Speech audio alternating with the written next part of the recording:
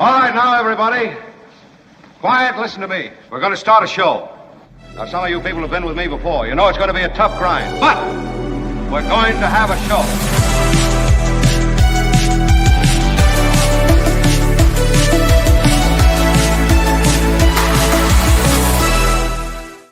I am delighted that you all joined. I am really excited. We've got quite a lot going on, and it was in our last minute scramble to organize some things for you that we start the show a little bit later than normal. Normally we started just a little bit late. We've actually started it a little bit later than a little bit late, so it's like a little bit late times two. But most people will not even notice it. But those of you who join live, you give us a hard time. And that's what I am. I love it. I love being given a hard time. Here is DeWalglover, which means dog lover, I guess. Doggy lover is the way it's DAWGIELUVR. What? Yeah. Every day this show is late, sometimes up to 10 minutes. I have to cut off early because my lunchtime is over at 1. Being late like this shows the disrespect MT has for all of us. What? I am Who is having that conversation? I am disgusted by this. I'll show you disrespect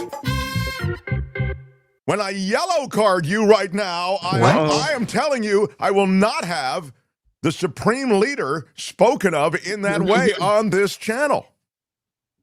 I'm going to get a little bit of, all right. You're lucky it's the holidays, and I'm going to let that pass. But I am, I guess, yes. Oh, it's Christmas. It is Christmas. And It's the spirit of I'm forgiveness. I'm sorry, doggy lover. Yeah. I want to apologize for my outburst. I think there's a lot of pressure around the holidays, and perhaps I spoke impulsively, and I'm sorry. I'm wearing the Happy Non-Denominational Holidays t-shirt that was featured in one of our merch. You can't get this anymore. This is a collector's item from one of the merch iterations, for lack of a better word. And I guess I really did lack a better word because that was probably a too big a word to use, but it is a dang word. Yeah. And, yeah. Geez, Mark, it's true, says Rhonda. Don't make me turn on my favorite people. Well, you know, maybe I'm just going to have to tell you what my mom used to tell us. Don't make me turn this car around. I'll do it. She used to turn to us in the back seat of our station wagon, and those big gas-guzzling, polluting station wagons are coming back to America thanks to our Supreme Leader, Donald Trump. Everybody rolling everything them. back. He loved it in the late 60s when, you know, you just couldn't go outside without smelling that carbon monoxide and all of that pollution. And you people in Los Angeles, you had those stage 1 and stage 2 smog alerts. Those were all cleaned up as a result of an EPA that really did something. Well, that's all going away. And those big station wagons, the ones I grew up in, they're coming back. And my mother used to drive to... Are you saying the Brady Bunch mobile is bad for America? I'm saying that those big station wagons that now you've got vehicles that are just as big, but they're more energy efficient. They don't pollute as much. But those are going away. Bring back the polluting vehicles. That's what Donald Trump and his new administration are doing immediately. There was just as you know, Donald Trump making this happen. Daddy's home, he says, for the holidays. Yeah.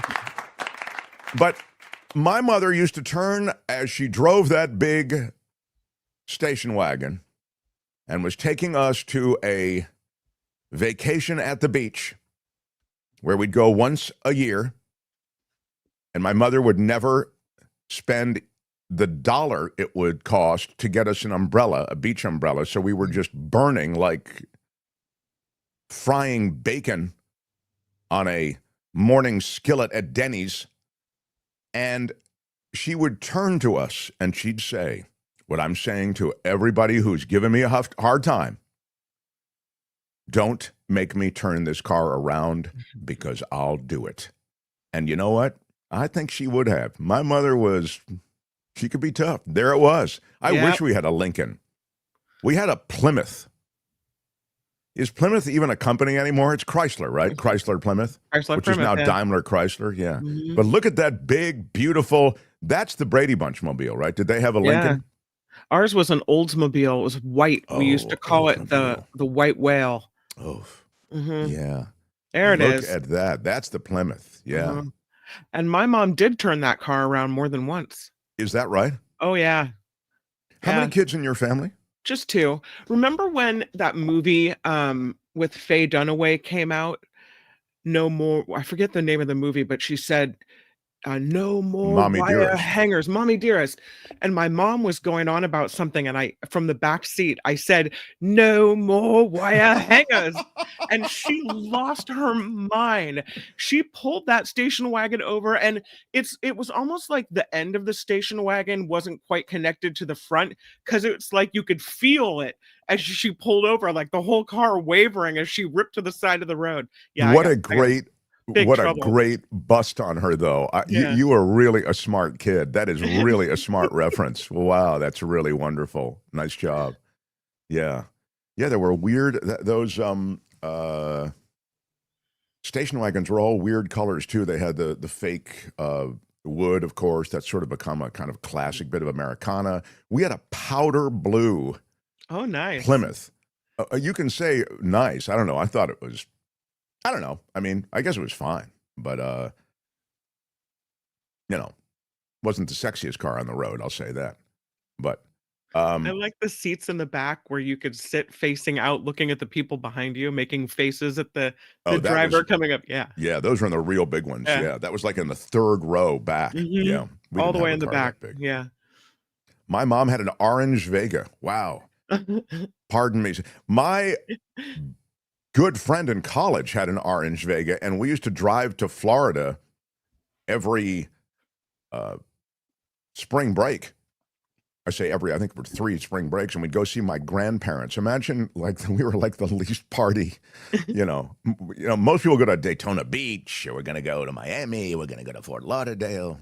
We went to visit my grandparents on the Gulf Coast.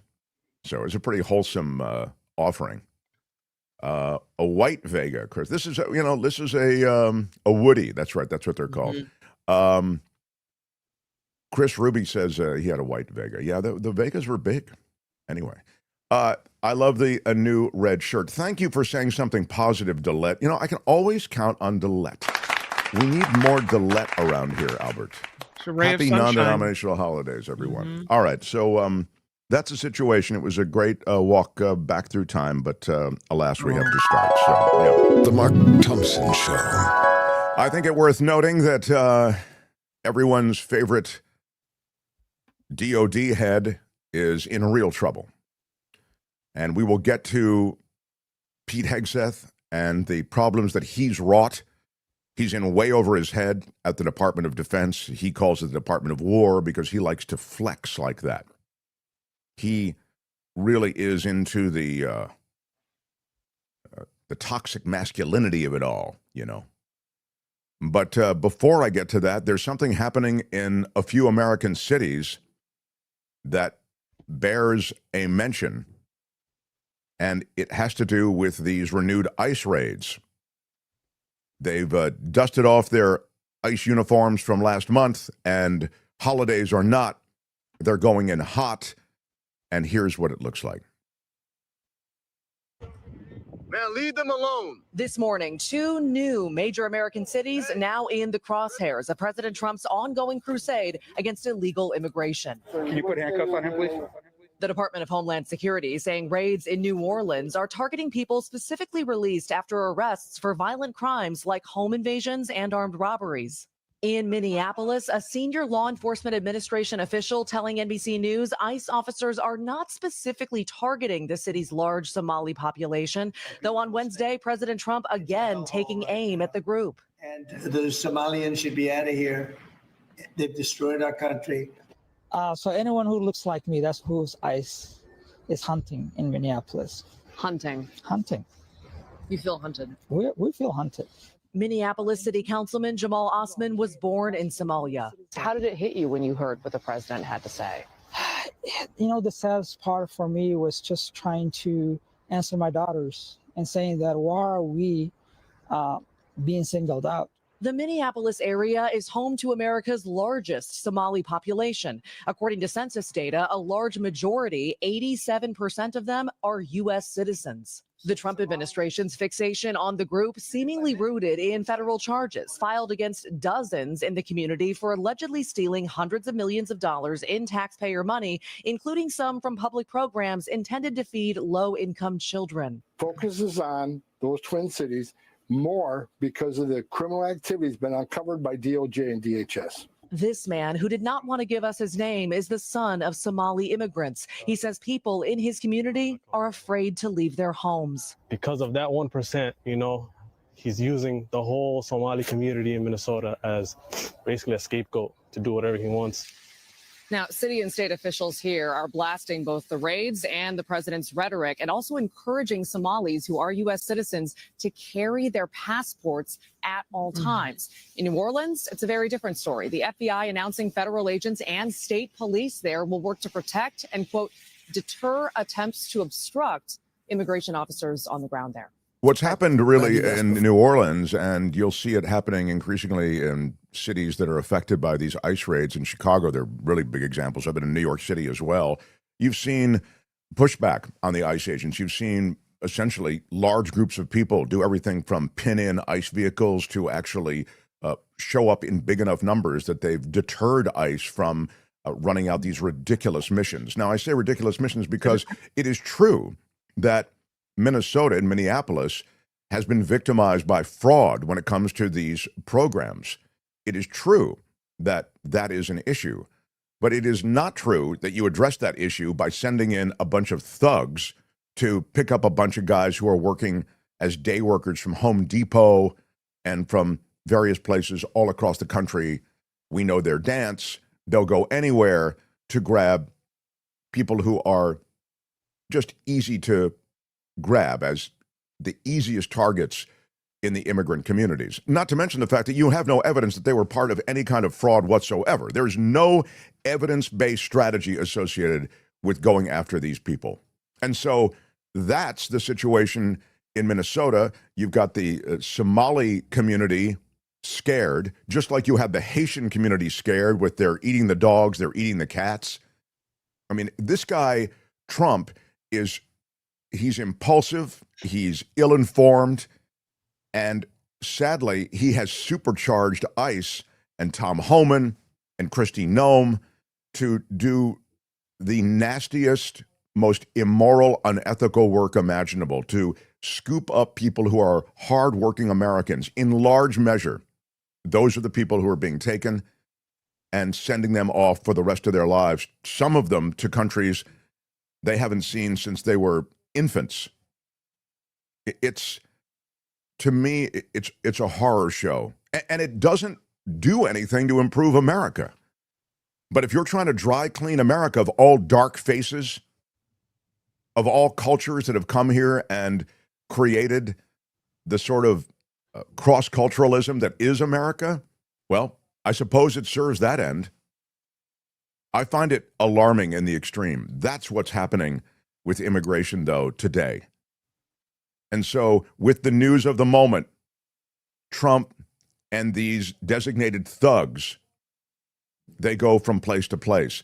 There was some stuff from New Orleans where you see that guy, Greg, what's his last name, Kim? He's just he's like the head thug. And he's been not only accused, but a judge actually commanded him, that is to say, compelled him legally. Oh, Bovino. Yeah, Bovino, thank you. to check in with the court daily. Yeah. Because he was so regularly, as part of the basic blueprint for going after these communities, violating basic human and civil rights in America. Well, that guy's in New Orleans, and so he's walking through the French Quarter. I saw the video this morning. And, you know, he's got a gaggle of, there he is, thank you. He's got a gaggle of media around him, walking through the French Quarter. Was there a lot of trouble around the French Quarter as a result of illegal immigration, making people feel unsafe? It's crazy. But again, it's performative. That's why he walks through with all of his green-clad thugs walking through the New Orleans community.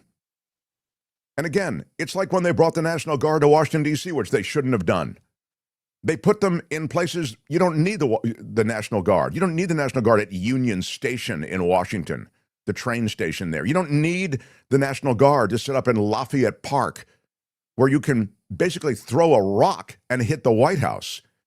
You don't need the National Guard there. You need police officers and increasing shows of law enforcement in areas that require it. But it's not the French Quarter, and it's not Lafayette Park or Union Station. This is insanity. But back to ICE. Wildly disruptive.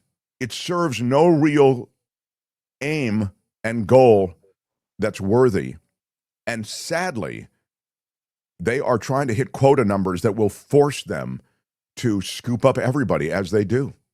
Sometimes it takes weeks and months to work out the fact that people they have detained are actually American citizens. So that's the situation today with this latest ICE surge. It is just one more thing going on in this America under a Trump administration. So, The Mark Thompson Show. I am really focusing today on what is an increasing amount of momentum that is swinging against Pete Hegseth. Pete Hegseth is likely in real trouble.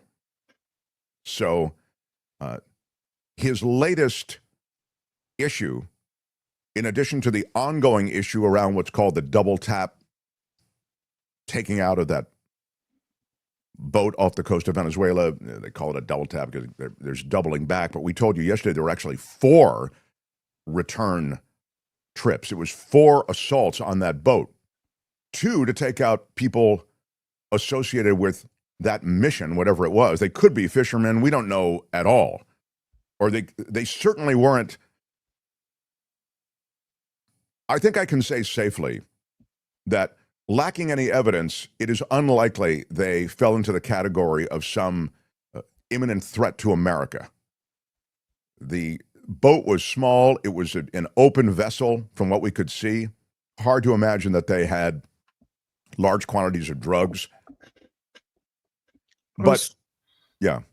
I was reading a story from CBS that said that, you know how yesterday we heard audio from or video from Pete Hegseth saying, well, you know, I left the room and I didn't see there were 2 people clinging to the side of the boat, you know, fog of war and all that.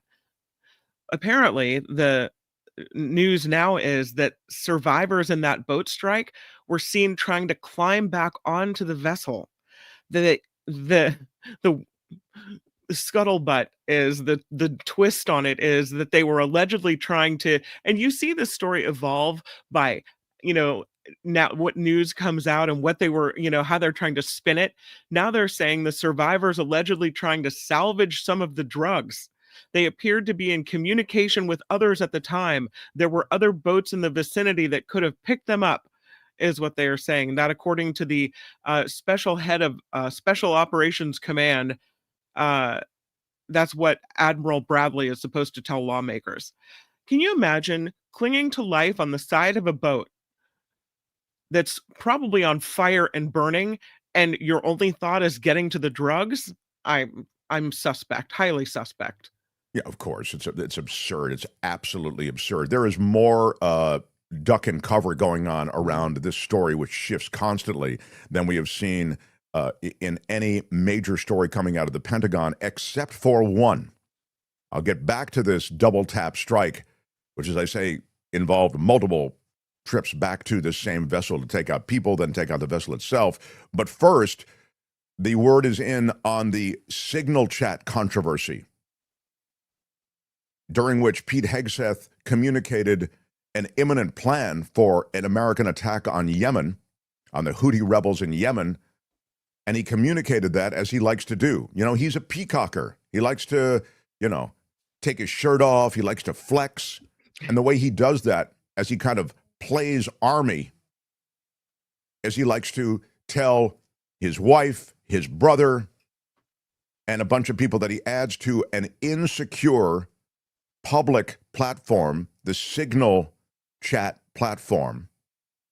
He likes to tell them what's going on with this imminent attack. And in this case, he added inadvertently a journalist from The Atlantic, Jeffrey Goldberg. You'll hear from him in a second. But here is the word on the report after the investigation, and you'll get a sense for how serious it is, especially because it's being reported by someone with an accent. Go ahead.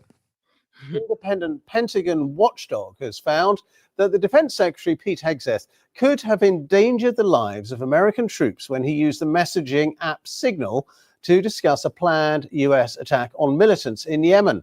But the Inspector General's office concluded that Pete Hegseth did not violate rules on classified material. Well, the investigation looked into the unwitting inclusion of a journalist in a chat group that was discussing those American airstrikes on Yemen. So let's get more on this with CBS News' Jared Hill in New York. Jared, just remind us what this is all about and why Pete Hegseth was in trouble over this. Right. So the big question here, Ben, is whether Pete Hegseth, the defense secretary, was using an improper application, improper device to talk about whether it's secret or classified information on this. And what this Inspector General found is that in this text chain, this group chat chain on the messaging app Signal back in the spring of this year, that they say that he was in fact violating DoD policy because he was using his personal phone to discuss information that had been marked secret, although not necessarily classified. Now, one of the big questions is whether Pete Hegseth declassified some of this information on his own before it was shared in this messaging application. Big picture, though, they say that the messaging and the words that he was using on the platform that he was using it potentially could have put military members at risk of some kind of danger. What we're seeing in terms of response and reaction, though, is Pete Hegseth saying that this exonerates him, basically saying that he didn't do anything wrong with this one. And it seems, at least as of now, the White House is still backing him. Yeah. So that's thank you. And by the way, that he looks like that correspondent does, like he's 14 years old. It looks like a high school project that he's reporting on or something. But I guess that's just the fresh-faced young media class that's coming forward. I should correct when I say Pete Hegseth was sharing this over the Signal chat, and there was a journalist from The Atlantic. It wasn't Hegseth himself who'd added that journalist. It was that Mike Wall. Is it Mike Walls is his name? Waltz. Or Waltz, yeah. I think. Yeah, Walls is the Minnesota legislator. Mike Waltz was the national security advisor. He added inadvertently the guy from The Atlantic. What Hegseth did, and you saw it there, in that BBC report, and for those just listening, I'll just tell you, there was specific mission information, like when the mission was likely to arrive, those planes, when they were likely to discharge their payloads. It's all there in the Signal chat. So there was quite a bit there. But the other thing that they did, which is right on brand, is they go, hey, it was nothing classified, didn't affect the mission at all. And as it turns out, it likely was classified. That's exactly what this internal investigation revealed. And what Hegseth is now doing is kind of wiggling to say, well, I had, by virtue of the fact that I've communicated it, I've declassified it, there was nothing mission critical to it, etc. It's all spin, but that is the spin out of the Pentagon. So this is bad for Hegseth, without question. Now, he, in the cabinet meeting yesterday, let's share a little bit of that, Albert. He made the point that, and I think as he makes the point, you can see him beginning to tiptoe away from this and shove the admiral, who is now testifying behind closed doors on Capitol Hill, in front of Hegseth himself to sort of act as a human shield toward that stuff that's happening, because it is a serious amount of criticism here that is being fired at Hegseth and DOD for all of this. And Hegseth, obviously, in over his head, is a troubled figure. I'll share a little bit of this cabinet meeting, and this is Hegseth during this cabinet as meeting. far as the attack is concerned, I didn't, I still haven't gotten a lot of information because I rely on Pete. But to me, it was an attack. It wasn't one strike, two strikes, three strikes. Somebody asked me a question about the second strike. I didn't know about the second strike. I didn't know anything about people. I wasn't involved in it. I knew they took out a boat. Pete didn't know about second attack having to do with two people. And I guess Pete would have to speak to it. I can say this. I want those boats taken out. And if we have to, we'll attack on land also, just like we attack on sea. I have empowered them to make that call. Now, the first couple of strikes, as you would, as any leader would want, you want to own that responsibility. So I said, I'm going to be the one to make the call after getting all the information and make sure it's the right strike. That was September 2nd. I watched that first strike live. As you can imagine, at the Department of War, we got a lot of things to do. So I didn't stick around for the hour and 2 hours, whatever, where all the sensitive site exploitation digitally occurs. So I moved on to my next meeting. A couple of hours later, I learned that that commander had made which he had the complete authority to do. And by the way, Admiral Bradley made the correct decision to ultimately sink the boat and eliminate the threat. He sunk the boat, and eliminated the threat. And it was the right call. We have his back. And the American people are safer. So you didn't see any survivors, to be clear, after that first strike? I did not personally see survivors, but I stand, because the thing was on fire. It was exploded in fire or smoke. You can't see anything. You got digital. This is called the fog of war. This is what you in the press don't understand. You sit in your air-conditioned offices or up on Capitol Hill and you nitpick and you plant fake stories in the Washington Post about kill everybody, phrases on anonymous sources, not based in anything, not based in any truth at all. And then you want to throw out really irresponsible terms about American heroes, about the judgment that they made. President Trump has empowered commanders to do what is necessary, which is dark and difficult things in the dead of night on behalf of the American people. We support them, and we will stop the poisoning of the American people. So, there were a few things going on there, one of which was I mentioned to you before, the clip that the Admiral is being slowly pushed out into the limelight. He is testifying behind closed doors today on Capitol Hill, and that limelight is that which is associated with criticism of going back and taking out those who survived the initial attack. And I think there'll be questions about the attack itself. That's really where we are. Like, I don't understand why we're taking these vessels out to begin with. And increasingly on Capitol Hill, that question is being asked by more than just Rand Paul, who has been probably the highest profile person to come forward and be critical of these attacks to begin with. And you are beginning to lose the GOP on all of this. You're losing the GOP on the increasing likelihood that there'll be something done beyond just the shores of Venezuela, and something maybe, and it's been threatened by Trump himself, imminent on land in Venezuela. So sort of that's going on. Against that backdrop, all of this cabinet meeting is happening. You're also seeing Trump beginning to do what he does, which is, I didn't know much about this. I turn it over to Hegseth. And by the way, I believe that. I mean, I believe Trump doesn't care. And so, don't bother me with the details. I want to take out these narco-terrorists, and I also want something to distract from the Epstein file mess. And this is a wonderful, clean fit to do that as well, because we're not talking about Epstein now. The American media, with the limited amount of time they have for their newscasts, they're on to this. And again, it does appear that Hegseth, the walls are closing in. So he gives you I was there for the whole time. And yesterday we ran the clip of him peacocking the day after the attack, saying, I saw the whole thing. And it wasn't AI, believe me. We took that vessel out, and those people are narco-terrorists, and Americans are safer right now because of our decisions off the coast of Venezuela.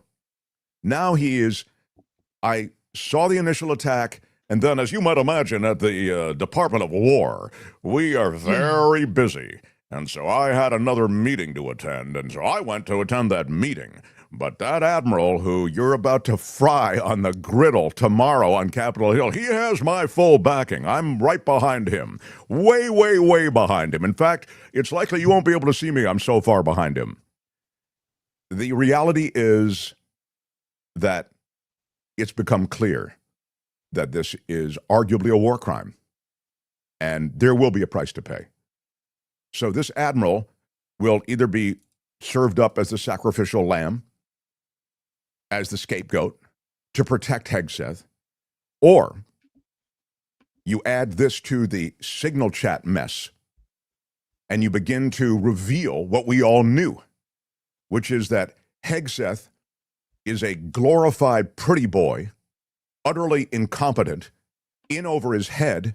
He's never been able to run anything with any competence. In fact, the only things he's run were charities, 2 of them, and he was removed from those charities because of his total ineptitude.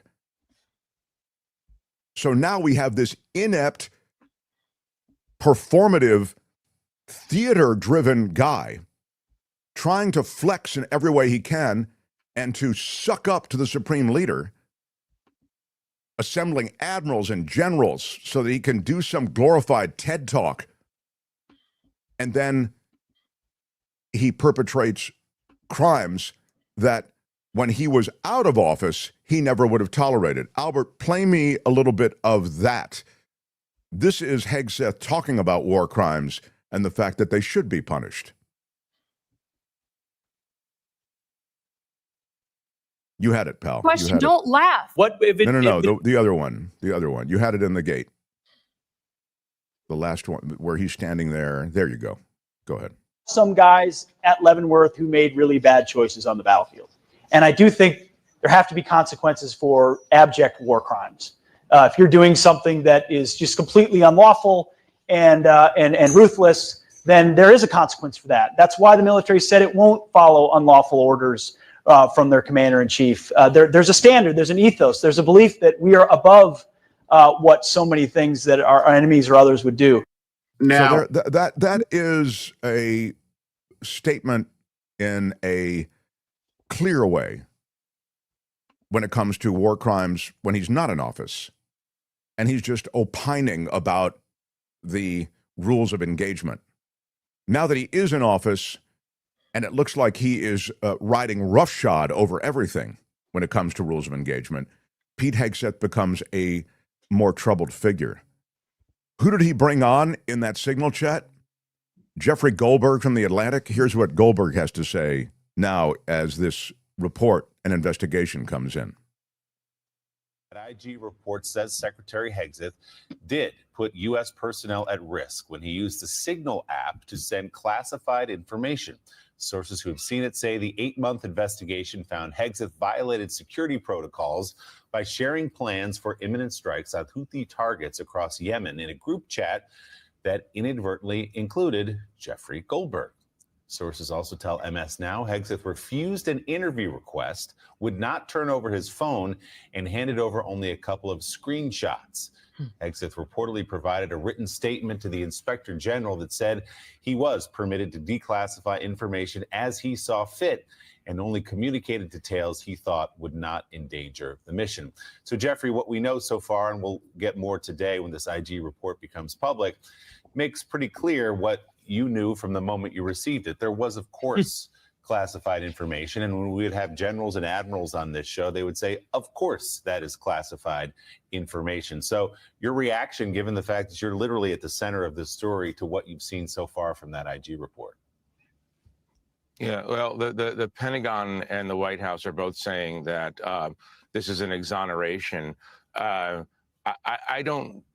Let me just put it bluntly. They must think we're incredibly stupid as citizens and as journalists to say that Hegseth did nothing wrong. He put information in a commercial messaging app about an upcoming military strike conducted by human pilots, American pilots, over hostile territory. He put that information into a commercial app right before the strike was about to take place. If that is not classified secret at the highest level, then there's no such thing as classified information. I mean, it's just absurd. This whole thing is just absurd. And obviously, the most interesting thing here is that you have an inspector general in the Pentagon who's still willing or able to call out the Secretary of Defense. I don't know how long that lasts, but that is actually remarkable. The finding is obvious and logical. Obviously, if you put information like that into a commercial app, and by the way, not knowing who's on the message chain, let's just park that aside for a second, but not knowing that a journalist is there, that doesn't seem so professional. It's obvious to anyone with any common sense that this is not something they should have done. And in an ordinary administration, they would have owned up to the mistake and fixed their processes so this kind of thing doesn't happen. Yeah, instead they're committed to covering it up. I thought, and remember, the guy you were just seeing or hearing, if you're just listening on the podcast from, that Jeffrey Goldberg from The Atlantic, he was in a Safeway parking lot, doing his grocery shopping, and all of a sudden he got this message from Waltz and, again, all of these others who are on board. Hegseth's brother was included, Hegseth's wife was included, all of this stuff. And he's like, oh my God, these are battle plans, or these are strike plans on Yemen to attack the Houthi Yemen rebels. So Yemeni rebels. So you end up with this kind of bizarre turn. And you'll recall also that the administration first denied it. They said it's just not true, that he wasn't there. Then the administration said he hacked his way in. And then it was clear that that wasn't true. And then it was argued that, well, it's not a big deal because there was nothing really about the mission itself that was discussed. It was more kind of that this is going to happen, but it wasn't really mission specific in any of the communications. That forced Goldberg, who you just heard from, to release the actual screenshots of what was on there. And everybody realized, oh my God, this is very much specific information about the strikes themselves. And then we end up where we are, where there is an investigation. Waltz himself, Mike Waltz, the national security guy, he was dismissed, right? He was moved to another part of government. And this investigation, which has just now concluded that we're talking about, that comes up with the conclusion that indeed there were mission-specific pieces of information and details that compromised potentially the safety of American fighters. The other footnote to all of this is that Hegseth would not surrender his phone, and he would not sit for any kind of conversation that was related to this investigation. He sent in a statement, and that was it. So if you have nothing to hide, if you are acting righteously, why wouldn't you sit and why wouldn't you surrender your phone? This guy is dirty as the day is long. He's incompetent. He is abjectly incompetent. And now you're seeing how in over his head he is. The fog of war argument that he made, fog of war had to move to my next meeting, says Luis. The only fog is from your hangover, IPA Pete, and your next happy hour doesn't count as a meeting. Secretary of War Crimes, says Luis. Yeah. So the one thing I would say about this, because you can say, why does Trump seem so protective of him? Why does Trump kind of fall in to protect Hegseth? Yeah. I would say there are two reasons at minimum, and you might have some reasons as well. Please share them with us. But I would say one reason that Trump is so protective of him is because Trump expended tremendous political capital to get him into office, to get him through the confirmation process. You remember Pete Hegseth, incredibly controversial figure, conflicted figure, the drinking problem, paid off a woman $50,000 to drop the sexual assault charges, it would seem. His mother wrote that letter talking about what a train wreck he is and how awful he is to women and how he's got this horrible problem with alcohol. Hegseth himself pledging, if you confirm me, I'll never have another drop of alcohol. Then trolling everyone after he was confirmed. You'll remember at one of those major news conferences, he took a sip of alcohol there on there, what looked like alcohol from like a highball glass, as if to say, F you, I got the job. And all of the questions around Hegseth were such that it was by no means clear that Hegseth was going to get confirmation. And Trump himself expended all this political capital calling legislators, et cetera, to get Hegseth across the finish line. So that's not nothing. Trump has an investment in Pete Hegseth. And the other thing, this is the second point, is that what Hegseth does is effective.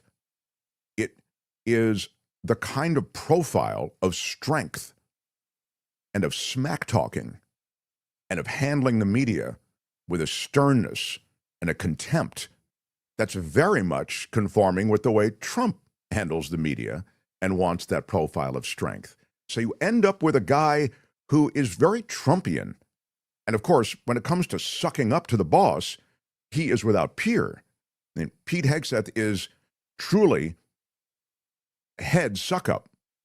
I mean, I get it. It's a photo finish. You know, Besant, Rubio, they're all in Lutnick. They're all there. It's pretty crowded around Trump's rear.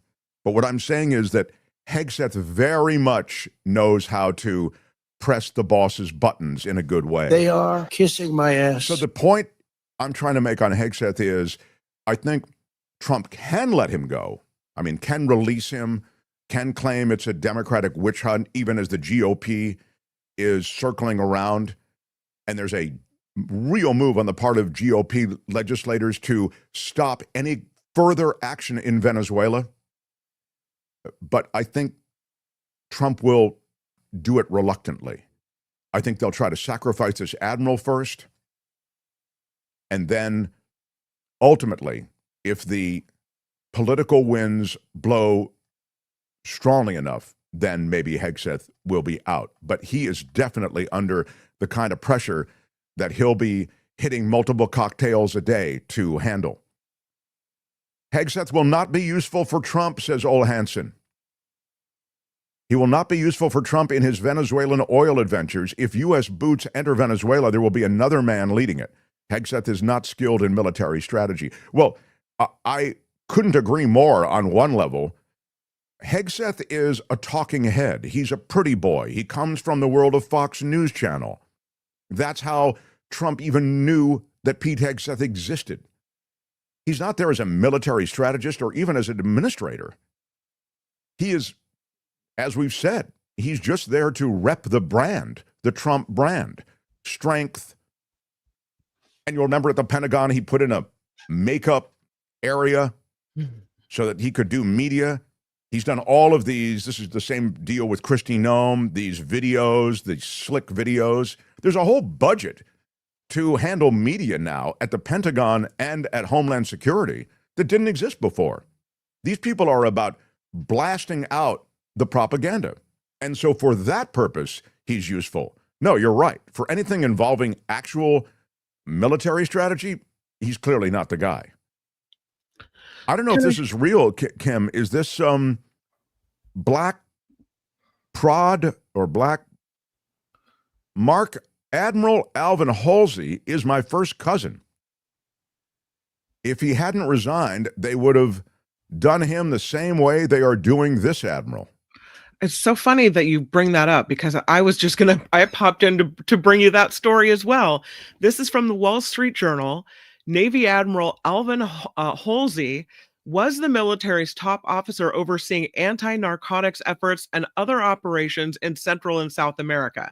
So he's the guy that would have overseen all of this stuff. Right. And he allegedly resigned, but it turns out it was a quit or be fired situation where he was asked to leave by Pete Hegseth, according to the Wall Street Journal. And they say Halsey's sudden departure followed months of discord between him and Hegseth, with Halsey expressing serious concerns about United States strikes on suspected drug boats in the Caribbean. There was an insider who took notes during a meeting between the two and said Hegseth told Halsey at one point, "You're either on the team or you're not. When you get an order, you move out fast and you don't ask questions." Yeah. But Halsey asked questions, and out he goes on his rear end. Well, that's interesting. That's your first cousin? That's Wow. wild that that's your first cousin. I'd like to know more. But although I think the story is pretty clear. I mean, as Kim just said, Hegseth apparently said, you're either on the team or you're not. And his view was, I'm not on the team if the team is doing this. The idea somehow that you could force an admiral out because you want him to preside over things that are arguably war crimes. He's killed more than 80 people so far, Hegseth and U.S. military. And the tension between Hegseth and other military officers and those in the military has been reported. And we've even shared with you a couple of those who have connections to the Pentagon, talking about the fact that Hegseth doesn't really have the full faith of the Pentagon at all. The military really doesn't respect Pete Hegseth. They see him for the sort of one-dimensional flim-flam artist that he is. And I'm not saying that this admiral said that. This admiral, I think, on the merits, was saying, hey, I'm not good with this. Alvin Halsey. I mean, it is a guy who was head of U.S. Southern Command. I mean, he would have overseen these actions in the Caribbean. And he couldn't countenance them. So he was forced out. So all of this happens as the pressure on Hegseth increases and the questions around policy in Latin America increase.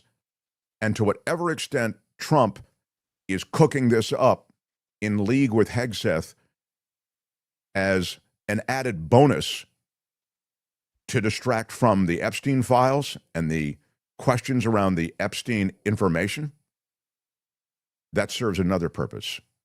So it's true, Hindenburg, wars are declared by Congress, but when was you know how that works. I don't need to tell you about a declaration of war. Go back to Vietnam, Iraq. I mean, you just, you get, in American foreign policy, you get shoot first and ask questions later. That's what you get. That's what happened here. This is very on brand for the Americans. Here's a guy who followed the law that they put in the video. You have a duty to resist an order that is an illegal or unlawful order. Here's a guy. This is the point that those legislators who had served in the military made on that video that Hegseth was so angered by that he wanted to and has initiated a Pentagon investigation. Same thing with Trump. Trump was furious about it, right? To disobey any illegal order. But he does. He stands up and says, I think it's maybe not right to kill people on these little rinky-dink boats in the sea. Maybe they're not a clear and present danger to the United States. Perhaps this would be a war crime, right? And he gets dumped out on his ass. Yeah. All a ding ass. Very, very well done, Kim. Yeah, appreciate that. Maybe you might ding. You don't hear Kim say that much, so I'm impressed. The Mark Thompson Show.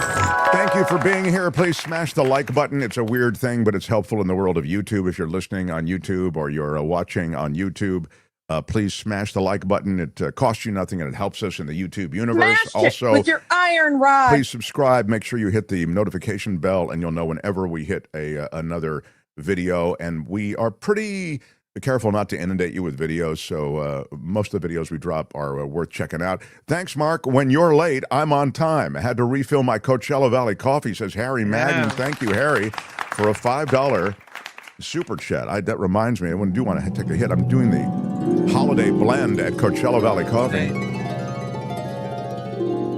from my Peacefully Resist mug, which has the logo of the Mark Thompson Show tastefully on the other side. And I might say that the holiday blend you can pick up along with anything else at CoachellaValleyCoffee.com. The entire holiday gift set, whatever you want, take 10% off everything. Use our discount code MARKT. I saw the people at Coachella Valley Coffee just 2 days ago, and they worked all day. They're amazing also for the dedication they have to the product. Talk to people who actually have ordered. Many of our listeners have ordered. It's a great gift, stocking stuffer. This is a high-end boutique coffee roaster curating their own stuff so wonderfully. CoachellaValleyCoffee.com. Again, when you check out, use MARKT, and you'll get 10% off anything on the site. Tea, coffee, spices, merch, whatever you want. So, The Mark Thompson Show. I've got David Katz, the brilliant federal prosecutor, coming up in minutes. We'll talk to him about the questions involving war crimes. We'll get into the Hegseth thing a bit more from a legal standpoint. I thought it was interesting. I don't know. Can I do a law and disorder now? What's our situation with time? I've got Chunk of Trump. I've got...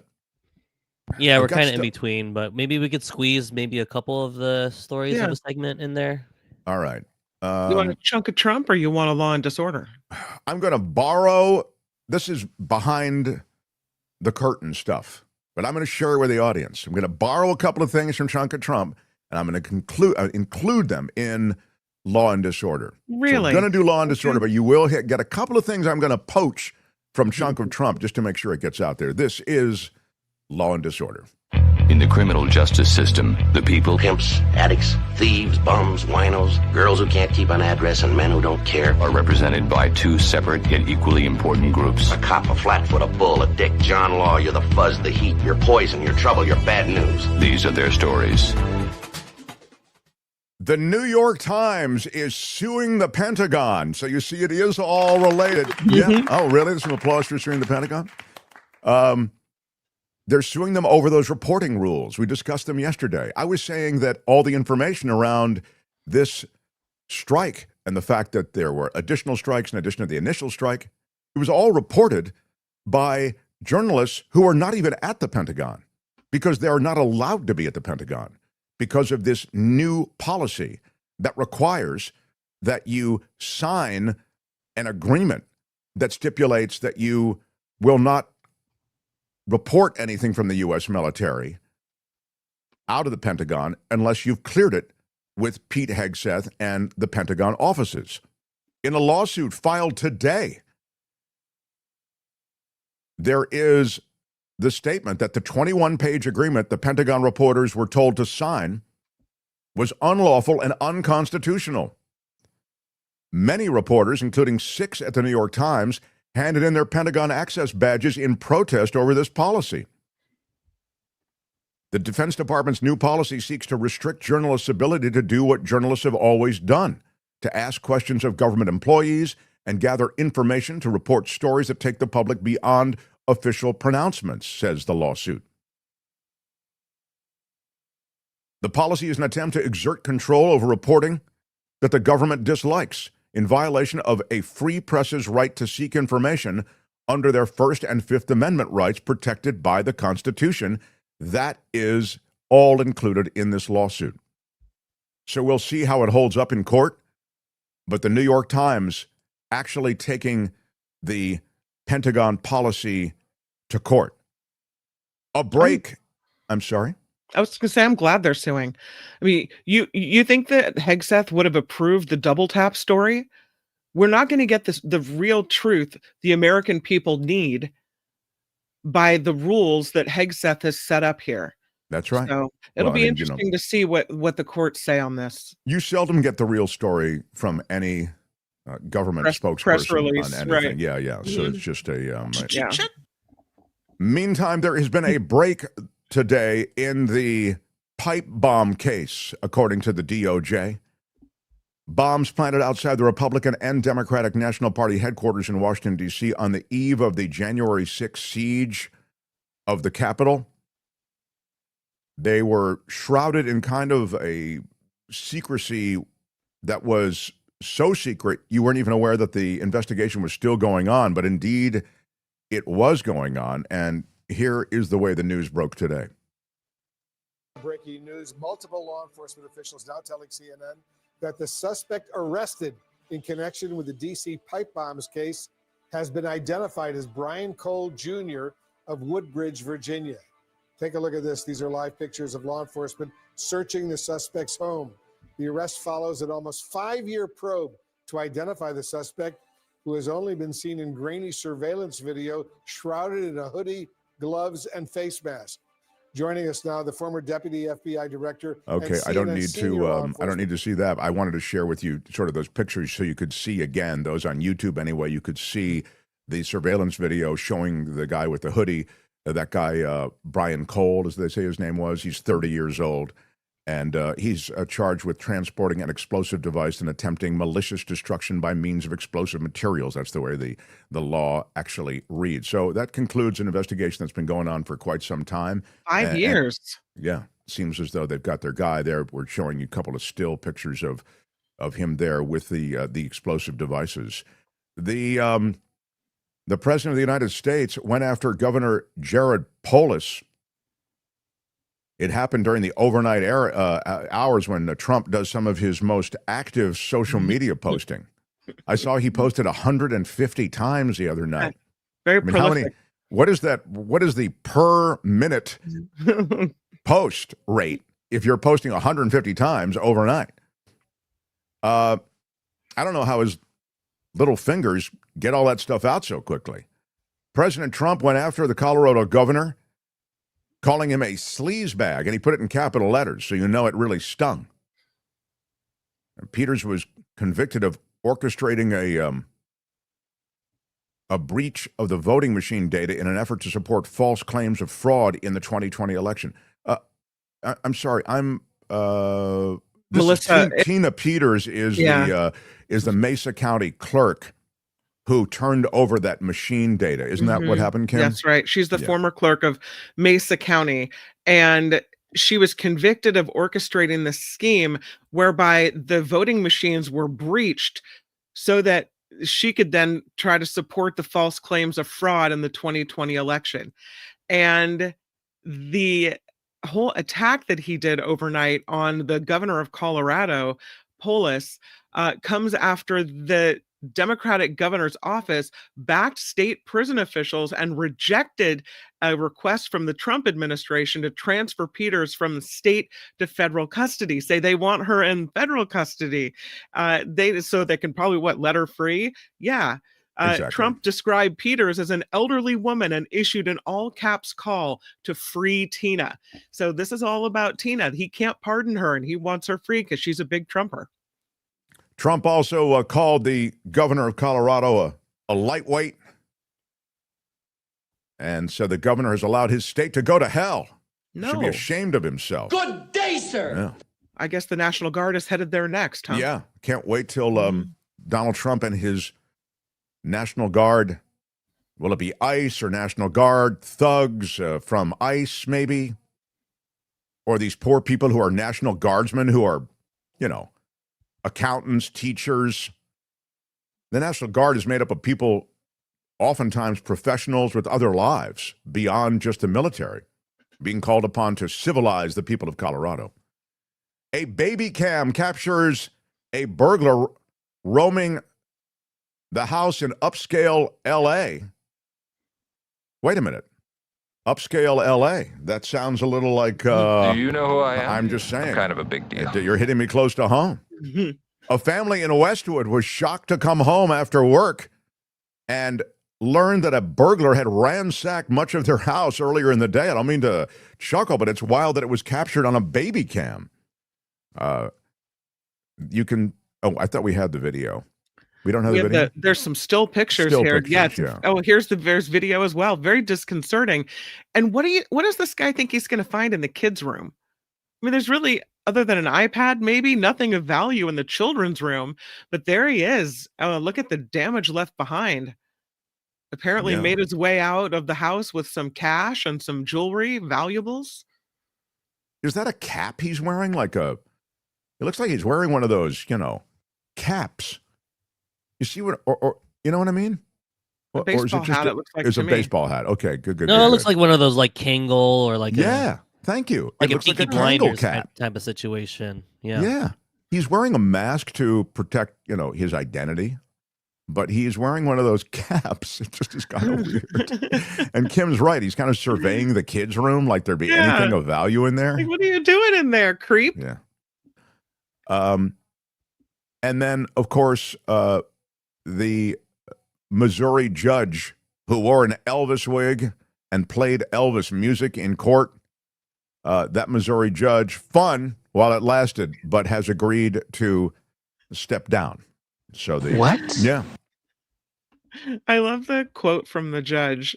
He said, well, it was intended to add levity at times that I thought it would help relax litigants, but I now recognize this could affect the integrity and solemnity of the proceedings.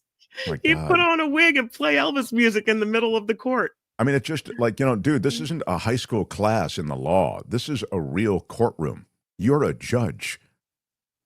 So, Judge Matthew Thornhill in suburban St. Louis, facing an unpaid suspension under this deal that he reached with a state board to avoid a disciplinary hearing.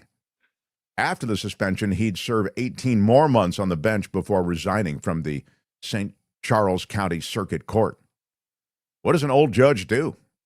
Maybe he goes and becomes one of those mediating judges, those guys who you employ and they mediate a dispute. Maybe he'll do that.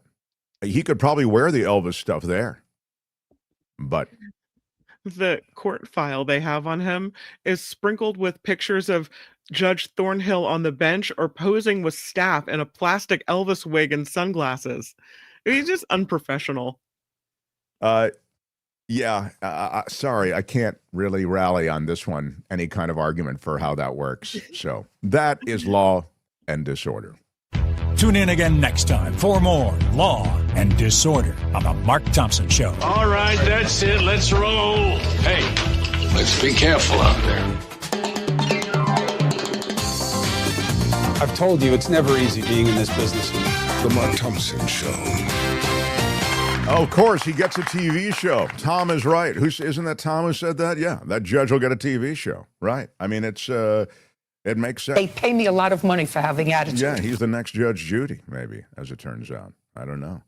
But I don't know. He could be the fun Judge Judy. It seems like in the current America, you've got to be stern and angry. That's what gets you. Got to be hot that way. A warm and fuzzy Elvis impersonating judge probably won't get much traction, I wouldn't think. Yeah. All right, so without any further delay, although we love delaying, I'll ask you to please hit the like button and smash that thumbs up. Helps us in the world of YouTube and keeps you Smashed it with your iron helping rod. to get the show out there. Also, I'll ask that you'll please share any conversations. It may be the conversation we're about to have with David Katz, talking about any number of things that relate to the Constitution, to the law, etc. It might be a conversation we had with Sarah Kenzie or on Monday, or the one we had with David K. Johnson on Tuesday, or the one we had with Ray Madoff about taxes. I believe that was Monday as well. These are all things that exist separately as videos, and you can share them on your Facebook page, etc., wherever you do your social mediaing. And that helps just spread the blueprint of the show, the footprint of the show. So, all right. As I say, let's get it on. Here is The Mark Thompson Show. And now this guy is so generous to join us on Thursdays. He's the former federal prosecutor, one of the great legal analysts in the English-speaking world. You've seen him on Fox 5 New York. You've seen him on News Nation, on BBC. How about it for the great David Katz? Formerly a federal prosecutor, now he is a defense attorney in Los Angeles. And now he's changed his perspective, so he's looking away from us. Is that, am I supposed to imply? And he's also muted. I see a lot wrong with this to start. I think, Mark, that I'm going to the wrong... No, you're going to the right, but you just have to turn you have to turn to your right and look at whatever that is in front of you, and you turn to your right. I'm sorry about that. Yeah. Am I not muted? You're fine. You're good right now. But why don't you turn about 45 degrees to your right? To your right. It's not easy where I am right now. I see. How's that? I can't seem to get any better a shot. I have No, two you need to screens. turn to your right. No, your other right. There you go. Okay. No, more. How's that? That's not bad. That's not bad. I can't see you, Mark, but that's okay. I can hear you. Yeah, you don't my need to see picture's me. good. In fact, you're better off not seeing me. To be honest. Is my picture good now? You're good. If you now, I'm got one other. My last request for you is that you shift again to your right. Don't turn, but just shift your whole body. Maybe. To my right. Yeah, to your right a little bit. I love it. I love it. It looks great. It looks great. Girl, you just woo. Albert, that works, doesn't it? Yeah, I have two screens, and it's supposed to go to my main screen, right? But for some but you don't reason, need my to see me. computer's on my side screen. David, you don't need to see me. You can just look, but look straight ahead. There you go. I love that. That's what we need. Okay, so now there's a lot going on. I kind of want to start with those things that relate to the war criminal allegations around the Venezuelan attacks and the questions that surround Pete Hegseth and those in the military who even executed orders that might have not been lawful. Can you speak to that emerging controversy? Well, this is a huge problem. You know, we have something called the Five Eyes, where we cooperate extensively on important intelligence with the United Kingdom, with Australia, New Zealand, and Canada.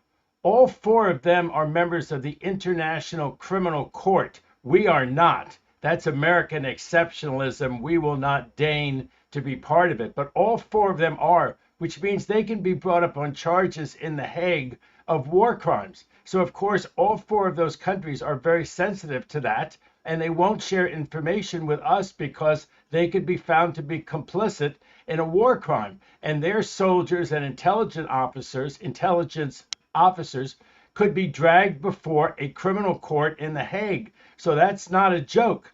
Now, why would they be dragged in front of the criminal court in The Hague? Because there is law of war. People think, oh, war, all's fair in love and war. No, since the Geneva Convention and other conventions, all is not fair in war. There are rules.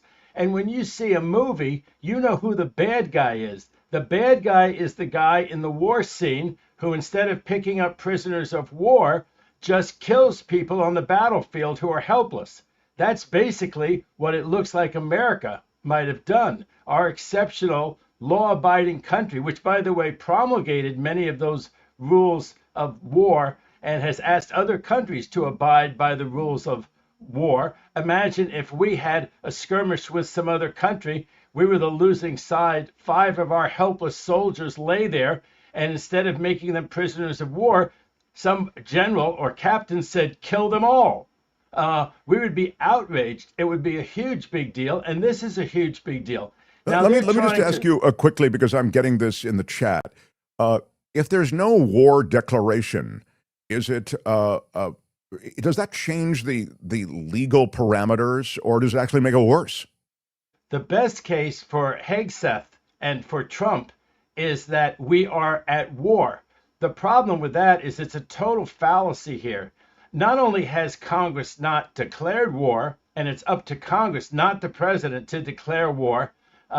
People go back to Vietnam, and that was always called the Vietnam conflict. It was not the Vietnam War because there was never even a declaration of war with all of the soldiers that we lost over there, all the treasure that we spent over there.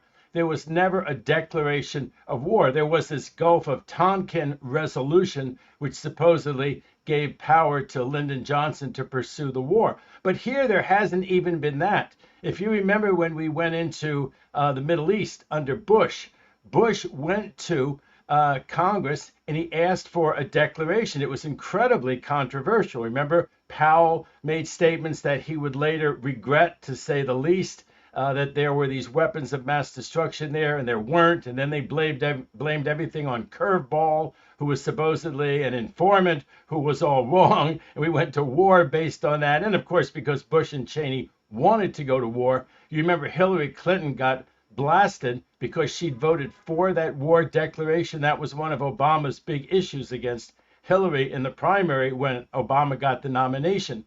My point is that Trump has not even tried to get any resolution, any declaration, much less a declaration of war. So actually, we're giving them the benefit of the doubt that maybe we really are at war. My best opinion on this is that we are not at war, and so this is simply murder. This is simply two helpless people clinging to the side of a boat trying to get rescued, and instead of America and Hegseth and Trump rescuing them, we blasted them to kingdom come in violation of the law of war and perhaps in violation of murder. Now, murder is an important thing because there's no statute of limitations.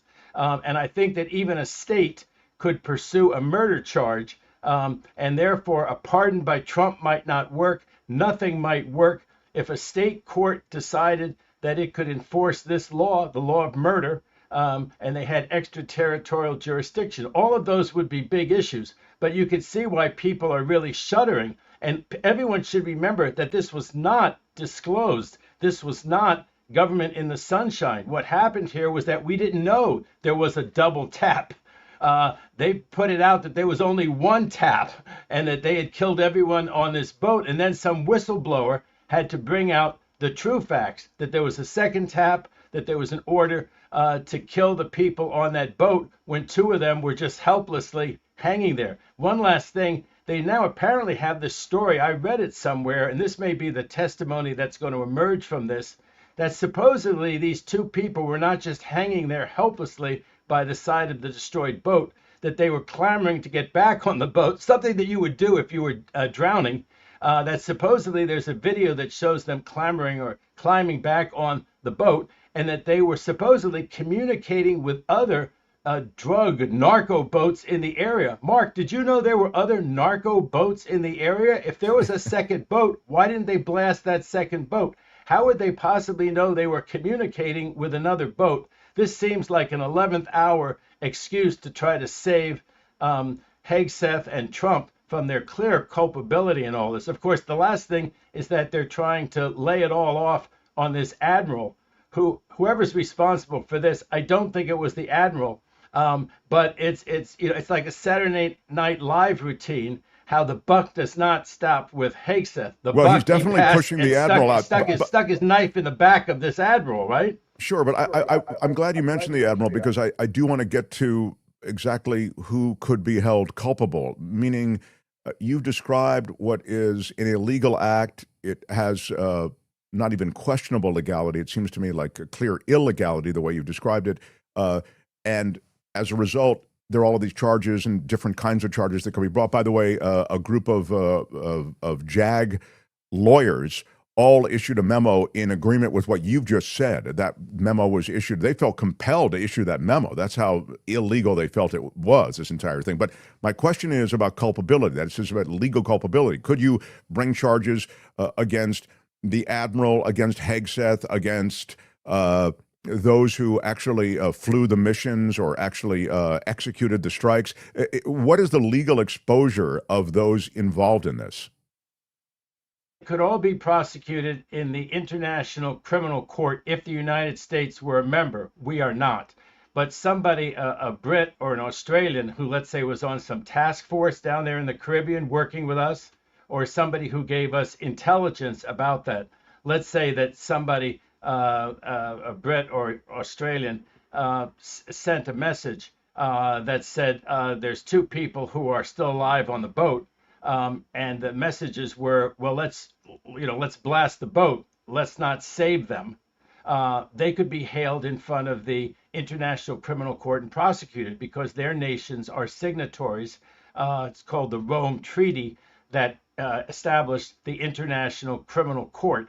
An American could not be, although there's an interesting question whether they could, have a red notice against them. And so that American soldier or American intelligence officer might have a lot of trouble, might have a lot of worries traveling outside the United States. So there's that. Federally, I think what's going to happen is Trump, of course, will give a pardon so that there would not be a federal criminal case in the U.S. courts against any soldier or American intelligence officer who made an order that was against the law of war. And then the question would be, could some state enforce it?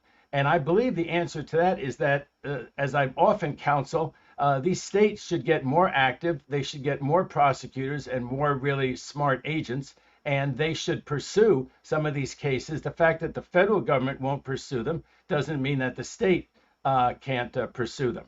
So some state, and they would have to establish that they had jurisdiction, but I don't think it's impossible. And they would find some basis of maybe the soldier or intelligence officer who violated the law of war, who said, let's just blast them, these poor helpless two survivors, instead of saving them. That person, let's say, was from New York. That would be a basis, I think, for jurisdiction against a soldier or intelligence officer from New York, that they had committed murder.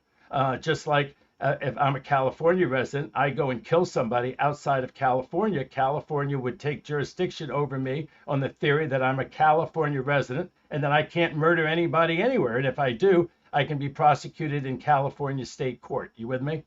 Yeah, I am with you. In fact, that seems like almost a circuitous way in which they could make the charges stick. On the other hand, maybe that's the way it has to work, is somewhat circuitously. I also, just in summary, then get that those who are signatories to the International Court at The Hague, they don't include America. So America and Americans cannot be charged with a lot of these things that are associated with war crimes.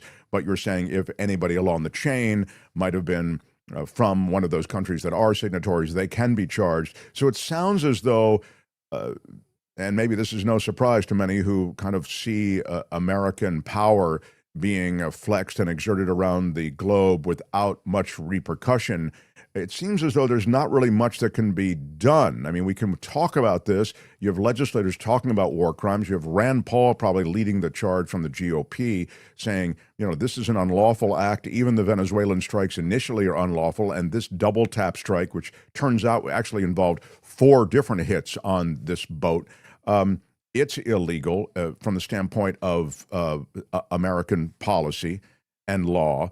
It sounds to me like, again, aside from the reputational harm and the despicable nature of it, there's no real legal ramification for those involved.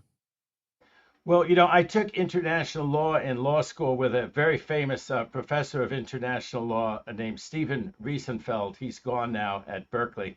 But as he used to say, people don't treat international law as something that doesn't have the effect of law. They treat the countries around the world, international law, as though it does have the effect of law. And they always argue, have good lawyers do it, we didn't violate international law. If the United States' position under Trump is that we don't have to obey international law, we will be the laughingstock, worse than that, of the world. China and Russia all go through elaborate explanations of how their actions are consistent with international law. So that's one thing about Trump and the statements that he makes, that basically we're above the law. Countries do not act like they're above the law. They act like they're in compliance with international law. Israel argues, right, that they're in violation, that they're in compliance with international law. They're always saying that there are these UN resolutions, the Palestinian countries say that, wait a second, the settlements are illegal in Israel because the UN has said that those settlements are illegal. So to treat international law like, well, who's going to really enforce it? And then, of course, what you lose in public opinion, we say this over and over again, and all of some of them really are yahoos. They're really American know-nothings who act like America can do anything in the world because, who's going to stop us militarily? We have so much marked through soft power. You start to lose that soft power. You start to lose this thing where everyone thinks that we're the ugly American all around the world. It's not just, when you're a tourist and people treat you like that, but it's in things that really matter. It's, down the road, whether people are going to keep using the dollar. If they hate us, that also makes them less liable to use the dollar. What would happen if countries went off the dollar? If they're trying to. Russia, China, Brazil, India, they're trying to go off the dollar. If they went off the dollar and used other currencies and not ours, our sanctions wouldn't have teeth. Right now, we don't need to go to war with people because we can punish them with our sanctions. And a lot of that is because they do business with America. They do business through the dollar. They do business in New York. If they started to desist from doing that, it would have a huge impact. And one last thing, if you can violate international law, and Russia's certainly doing it in Ukraine, and Trump's not doing very much about it, to say the least, that emboldens China to threaten Taiwan. And that is close to World War III if China really pushes ahead with that. And we have to decide, okay, what are we willing to risk to save Taiwan? We don't have to get there that much if we're perceived well around the world. Our military is perceived well around the world, and we're viewed as a country that cares about international law and that abides by it. Last thing, we associate ourselves with China, Russia, and a few outlaw countries that refuse the jurisdiction of the ICC. All the European countries, I think virtually all the European countries, submit to the jurisdiction of the International Criminal Court. So none of them are going to play ball with us on something like blasting these people, these survivors, clinging to boats, killing them instead of rescuing them. No one's going to be our friend on that issue except, totalitarian countries or people who want to kiss the behind of Trump. So they'll say that they're with us on this, but they're not with us on this, Mark. Countries around the world are really offended by this, and the Republican senators ought to be offended by it. One very last thing, Mark, is that apparently the new story, though, is that these two people climbed back on the boat, and that supposedly they were doing something that meant they were, quote, still in the fight, because to put the international law, the law of war item here in the vernacular, if the soldier is still in the fight, then supposedly he or she is fair game. If not still in the fight, then you have a duty to rescue them. And we've all seen those movies where you sometimes think, wow, they went to a lot of trouble to rescue this POW. I mean, they're in the midst of war. They're in what Hegseth calls the fog of war, and yet they rescue POWs. That's what countries do in war. Even sometimes it's kind of hard. This wasn't hard at all. They sent a rescue boat instead of a second TAP missile. This was easy for us, and yet it looks like we didn't do it. They're saying they did it in other contexts. That's part of their defense all of a sudden, that they did rescue people in other contexts. So this one was distinguishable because supposedly these two people were still in the fight. Let's see some evidence of that. They have detailed tapes of everything that happened. Let's see that these two people really climbed back on the boat and supposedly what were in the fight, they were going to shoot their pistols at missiles coming in. Well, exactly. And they supposedly are sitting on that video, and there are demands to release that video. And Trump said, we're going to release it. I mean, they released these videos of these targeted strikes. I think it is, again, a performative flex. Feels very snuff filmy to me. I don't like it. But here, they seem reluctant to release a video that would suggest a second strike. And I mentioned before to many people who have watched the show the last couple of days that all the reporting around this, and you mentioned it to begin with, comes from reporters who were contacted by Pentagon officials, other military people who clearly weren't comfortable with this. That's how this stuff gets leaked. And so we wouldn't know about it otherwise. It wasn't something that was proclaimed by the U.S. government at any point. And so you've said a lot. I'm sorry. What's that, David? I'm just saying this was hidden for months from the public. There was no transparency on this. Right. It happened September 2nd. Yeah. Were made at the time. Hegseth made it look like there hadn't been nothing in his remarks at the time would have led you to believe there had been a second tap, a second strike. He made it sound like they hit this boat, they killed everybody. And then, of course, that wasn't true, and tapes proved it wasn't true. And now they're scurrying around trying to explain why they sent a second tap and killed so far as we know right now, they were just two survivors clinging to the side of the boat helplessly, and instead of being saved, they were murdered. By the way, this admiral says that he had a military lawyer who was advising him. I want to see, Mark, who's that military lawyer? Was he a former law clerk to Clarence Thomas?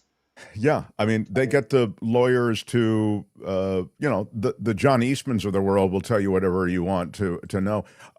But speaking of lawyers, one of Trump's hand-picked officials, and this may come as something of a surprise to you, when I say you, I don't think you'll be surprised, David, but I was surprised to see that one of the guys who was involved in prosecuting the former leader of Honduras and getting essentially what was the crown achievement of this prosecution, which was a 45-year sentence against this Honduran president for 450 tons of cocaine that was trafficked into this country. And it's not only that, this is a ruthless regime, a violent regime. He was a mafia boss as he ran Honduras on a brutal level. Think Scarface kind of guy. And Emile Beauvais was the top Justice Department official alongside the other Justice Department lawyers who are working to bring that about. So the former criminal defense lawyer and top Justice Department official, Emile Beauvais III, a firm believer in the prerogatives of executive power. We've sent up Beauvais many times in our conversation. He was a hard-charging prosecutor in Manhattan, and he was bent on convicting members of a Honduran drug trafficking conspiracy, and Beauvais helped lead the investigation that identified Honduras as a key conduit for cocaine shipments into the U.S., and the inquiry revealed the violence that cleared a pathway for drugs through Honduras and ultimately led to the conviction of the former president, Juan Orlando Hernandez. So this week, as you know, the president pardoned him after this 4-page letter, some of which I shared with everyone yesterday. He was called Your Excellency. He said that I'm the victim of this Biden witch hunt, as you, Mr. President, also suffered.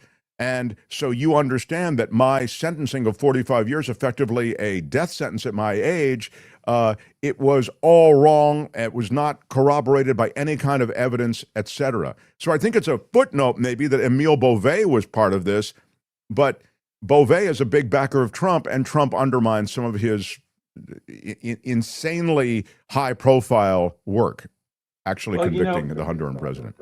Everybody thinks that Trump will do X, Y, or Z and lose the support of his MAGA base.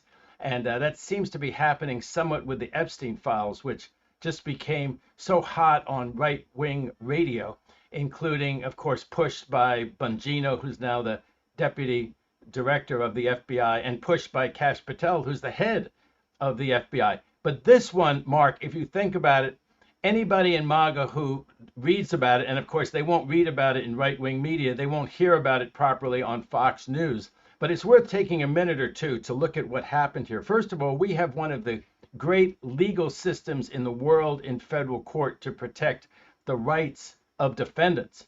So this Honduran president ran that gauntlet, or let's put it this way, the federal prosecutors and the agents ran that gauntlet successfully. They proved beyond a reasonable doubt to all 12 of the jurors unanimously in federal court, with a federal judge making sure that only competent evidence came in against that Honduran ex-president. He was found guilty. He then has appeals and all of that. None of his appeals, I don't know how far he's appealed, but none of them has been successful. There's also a lot of attention on what the sentence ought to be, and the sentence was 45 years. And you can certainly defend that 45-year sentence because you look at the evidence that there was, Mark. I don't know if you read out to your audience the evidence, but they apparently have him saying, this Honduran president says, I will send so much cocaine to the United States, we'll push it up the nose of those gringos. And other statements like that. And then Trump says, well, he had people from the drug world testify against him. Well, Mark, every closing argument by every federal prosecutor, you know, I was an assistant U.S. attorney here in L.A., is we didn't pick the defendant's friends and associates. He picked them. The people who came here to testify that he says are all lowlifes and shouldn't be believed, these are the people he associated with. And then on top of that, of course, you have all the corroboration.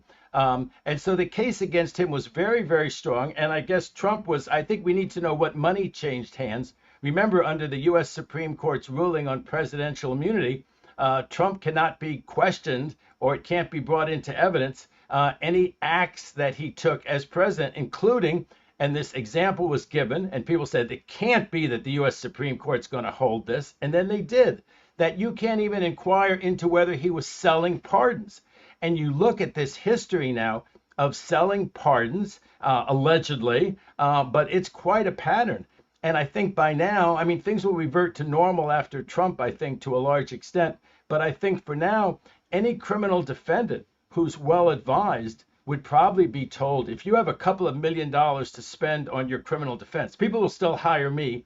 You know, I don't charge millions of dollars, but these huge law firms that get these clients, like the ex-Honduran president, like this fellow who just got pardoned after like a scheme that was hundreds of millions of dollars, like the lady that they told her, we'd like to pardon your son, but $200,000 not enough. And then she went to Mar-a-Lago and she paid $1 million into some fund that was pro-Trump or was Trump.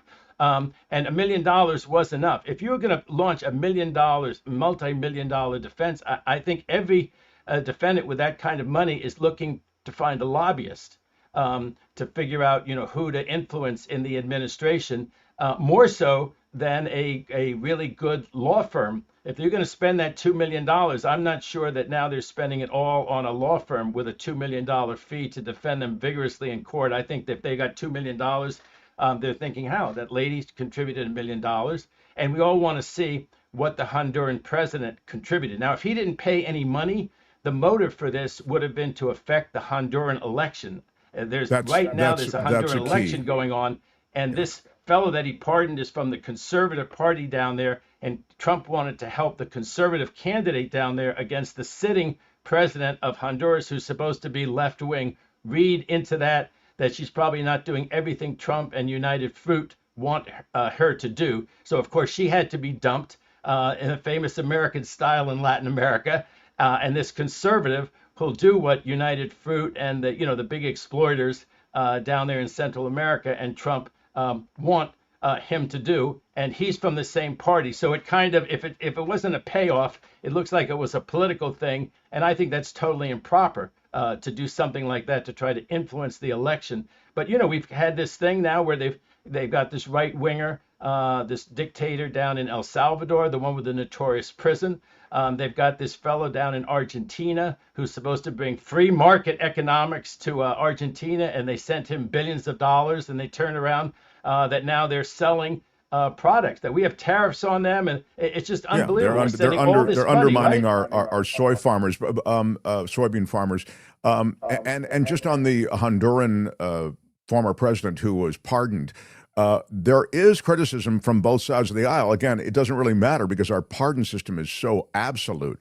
But the question is, why would you pardon someone with a drug trafficking conviction when your administration, Donald Trump, has been so focused, at least as articulated, on disrupting the drug trafficking systems of Latin America? And you ramp up military activity, you launch these strikes on alleged drug boats in the Caribbean, and then you pardon the most notorious, biggest drug trafficker in the hemisphere in the last 30 years. This whole thing about Republican bipartisan opposition, this is garbage. To use his phrase about people who want to immigrate to the United States, this really is garbage. Those people that Trump called garbage are not garbage, but this is absolute garbage. 4 senators.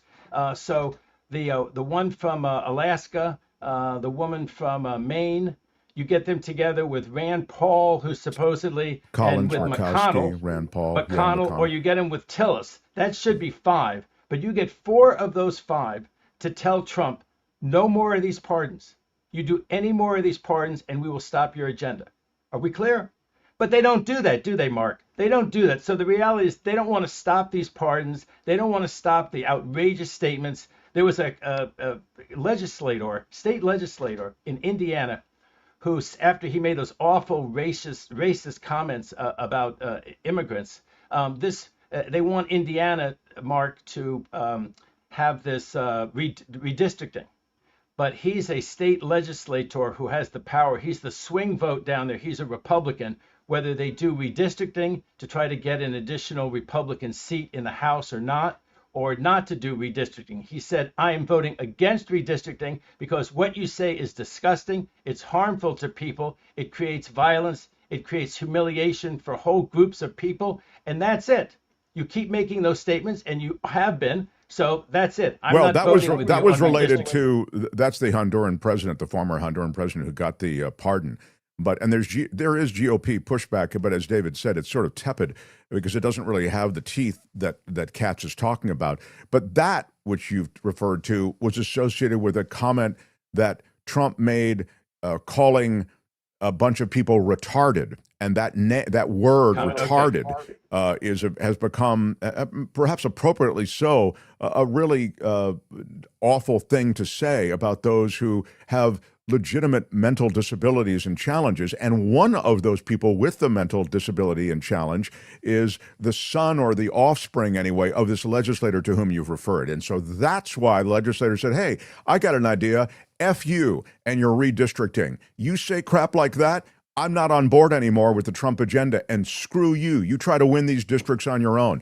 And it's the first, the first sign that these people have to be hit, it seems, personally, for them to understand just how craven the entire situation is when it comes to Trump.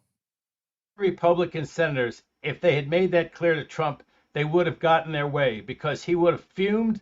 But he could, McConnell's retiring, Tillis is retiring. And then Rand Paul, to me, he's a guy who just talks out of both sides of his mouth because he could have, I don't think he voted against Hegseth. I don't think he voted against Kash Patel. So what's he talking about? He's talking about the excesses of this administration. You could have told anyone knew that Hegseth and Kash Patel were terrible candidates and they would mismanage their offices and they were only there because they were diehard Trumpsters who do anything Trump wanted. Quickly, because this really is of the moment, there are ICE raids across American cities in New Orleans, in Minneapolis, and in Washington, D.C. A federal judge today, this happened this week. I want to say it was late Tuesday, maybe it was toward the close of business on Tuesday, blocked the Trump administration from making widespread immigration arrests in the nation's capital without warrants or probable cause. And even when it relates to probable cause, if these people aren't a flight risk and there's no probable cause to think they're a flight risk, then you can't make these arrests. And so this U.S. District Judge Beryl Howell in Washington granted a preliminary injunction, which was sought by the civil liberties and immigration rights groups who brought this case against the U.S. Department of Homeland Security. And the judge really ruled in favor of these rights groups that brought the case and actually achieved an injunction. Well, there's actually law on this. And so the judge was very much in the right on this. And I think that the judge will not be reversed on appeal. A lot of people think, well, they'll get some Trumpy judges on appeal, or they'll get the Trumpy judges on the U.S. Supreme Court, and they'll reverse all these kinds of things. But if the law is pretty clear, then I'm usually confident. They have to get an administrative warrant. They have to get paperwork ahead of time before they arrest somebody, unless they can show that that person is a flight risk. So if somehow in the questioning, let's say they figure the person is a flight risk, then they can arrest them on the spot, detain them on the spot without having gotten paperwork ahead of time. Well, they weren't following that rule at all. The judge found that they just these ICE agents just linger around neighborhoods where there are a lot of brown people, and then they start arresting folks. So let's say they went up to somebody and they say, okay, what's your name? Where do you live? They do the check on them. They see the person's been at the same address for 10 years, right? Under the law, they cannot detain that person. They have the address. Now, you can say, well, anybody would run away in that situation. But the reality is, number one, everyone would not run away in that situation. They'd probably go hire a lawyer. They'd be at the same address. And then if the government could get that kind of paperwork so that they could detain them, they would have a lawyer and they would have a defense that they shouldn't be detained. They'd have a bail hearing right away. And that's not what's been happening. Of course, they grab you right off the street. You don't have a lawyer. You don't know which end is up. And then they start moving you around different detention centers. So that's what the judge's order prevents. And that's even in Washington, D.C., where the federal government has more power than they do, let's say, in Los Angeles or New Orleans. So I think that her order will be followed, and they will be very careful in these other areas, even if there are Republican or Trumpy judges, to say, wait a second, under the law, you can't just snatch people off the street unless you have some reason to believe that they'll run away. So this is your only chance to nab them. You can't nab them anywhere else. And of course, a lot of these people have lived at the same address for a long time. They have kids in school, probably more than half of them who get picked up. Just as a matter of, if you took it before a judge, the judge would say, no, that person's not a flight risk. That person will be there if you really have the grounds to remove them or to detain them. They'll be there in a week or two after you go to the court and you get that administrative or warrant that you need, or go to administrative body, whatever it is. But the idea that they can just pick people off the street and detain them, which has been so scary, that's one reason even these longtime residents are scared to go out. They're scared to work because they're worried about this sudden detention.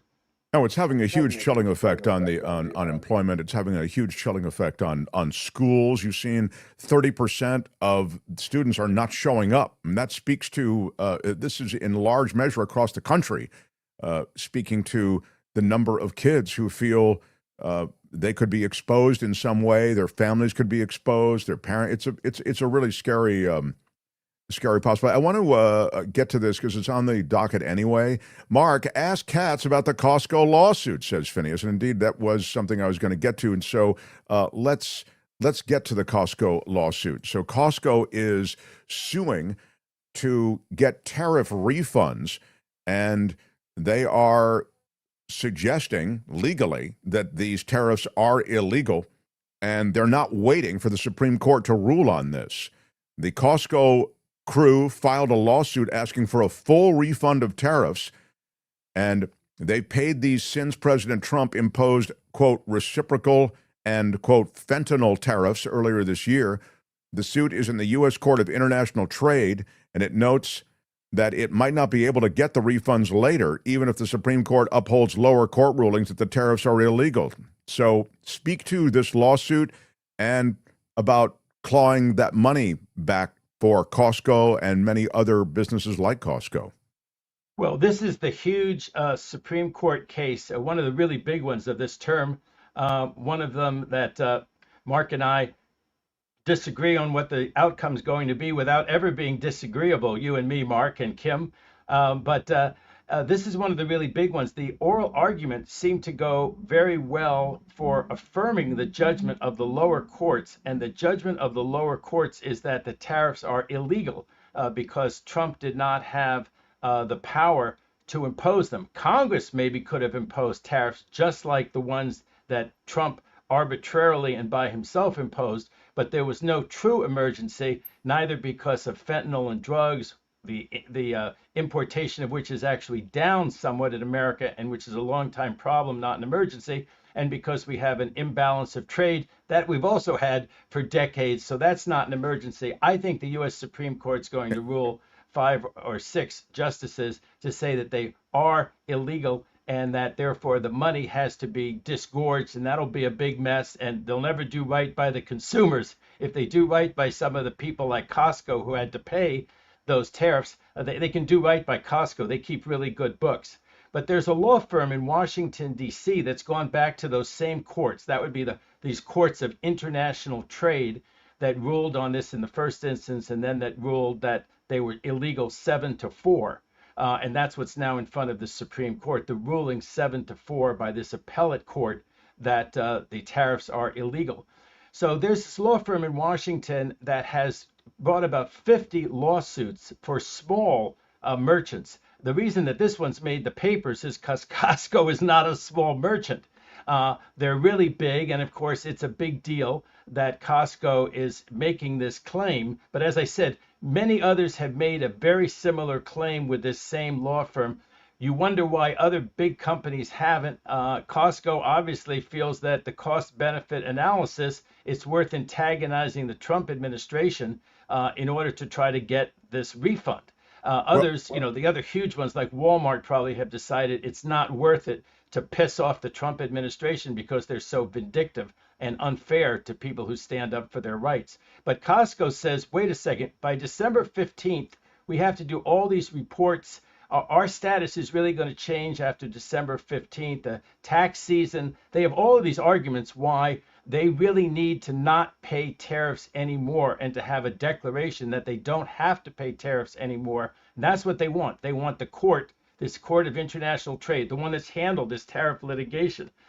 They want that lower court, because that's where you start, to say, you, Costco, do not have to pay the tariffs in anymore, and that there's some, and that you never had to pay them, which apparently will be a big deal for Costco in how they do their books, because they have to do their books by December 31st, and they have to do something by December 15th, and it looks like the court may not rule until January or February.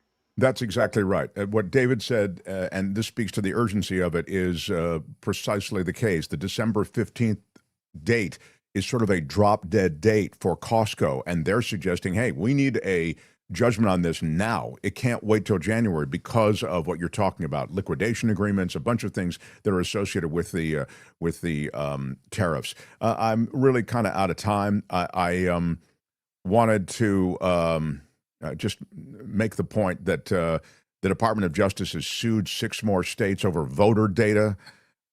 They're trying to get voter data in Delaware, Maryland, New Mexico, Rhode Island, Vermont, and Washington. They were the targets of DOJ lawsuits. They wouldn't comply with requests to produce materials that were related to their statewide voter registration list. So Pam Bondi, the Attorney General, issued a statement explaining that the department is going to continue filing proactive election integrity litigation until states comply with basic election safeguards. But this seems like a shakedown on the part of many of these, on the part of the Trump administration toward many of these states. And so you're getting pushback from these states. Those 6 states aren't the only ones. They're just the 6 latest states to be sued by the Department of Justice and Bondi. But these states didn't just go, we don't like you, Trump. We don't like you, Bondi. They said we did comply with what we could lawfully do, but you want social security numbers, you want all kinds of confidential data that under the law, you, the federal government, are not entitled to. We may have it in our state records, but there's privacy laws that prevent us from turning it over to you. So there's a real legal issue there, and that's another one that DOJ and Bondi may well lose in the courts. I want to quickly sort of rapid fire, speaking of taking charge of a situation on the federal level and directing it to the states in some kind of a severe way. There is now the threat to withhold SNAP funds from democratically led states. The Trump administration threatening to block Democratic-led states, as is put, from accessing SNAP funding. This is an announcement from the Agricultural Secretary, Brooke Rollins. They're going to move to stop federal funds for states refusing to comply with the agency's demand for data about food stamp recipients. Earlier this year, the USDA ordered states to share that data on its SNAP programs, including recipients' names, immigration status. You can kind of see how this is all going. They wanted to verify eligibility as well as to detect overpayments and fraud, they said. But 22 states and Washington, D.C. challenged this request with a lawsuit. They argued that the data demand was illegal. Information gathered would likely be used for an immigration crackdown. So now the Trump officials, again, are threatening to withhold SNAP funds from these states. That could be a massive impact on the SNAP program. Well, that's somewhat the same issue that we just talked about, that the states have said that there's information in our records that are covered by privacy protection, so we cannot turn it over. And, this is not just paranoia. You remember what happened when Elon Musk and that crazy organization of his that was kind of quasi-governmental or not governmental, but it went in there and started to look through all these Social Security records, get all these Social Security numbers, do all this kind of stuff. There are very stringent privacy restrictions. And although, Elon Musk and Trump didn't seem to have lived up to them, these states have a duty to live up to them. So that's going to end up getting litigated. And, beyond that, there may be some people who are on food stamps who shouldn't be. They can certainly investigate that, but do it in a proper way. And if they just cut off states like California and New York, again, there'll be hunger. There'll be starvation. I mean, there's no way. I was reading an article this morning that the homeless numbers they expect in Los Angeles to go up by 15,000 as a result of this. This is related. The federal judge blocking the Trump administration from enforcing in 22 states a provision of the tax and domestic policy bill that would deprive Planned Parenthood and local affiliates that perform abortions of Medicaid funding. So the judge is blocking that move. So there is some muscularity to the way the courts are handling this, David, the way you said that there might be. It appears that the courts are sort of interceding on behalf of those who are being targeted by the Trump administration. The Republicans and Trump have become so unpopular. When you look at the polling data right now, the Democrats have their own problems, but the Republicans and Trump are so unpopular. You take this race that they just had down in Tennessee. Now, I've got my own issues. I'm a moderate, and they had two candidates down there. One of them was, further left than the one who didn't get the nomination. I think the one who didn't get the nomination, he might very well have won. Can you imagine how earth-shattering that would have been in a district that voted 22% more for Trump to have elected a Democrat to Congress, plus the impact that it would have that Congress is so close. So again, I'm a legal commentator, not a political commentator, but I just feel like if that more moderate candidate, it's Tennessee.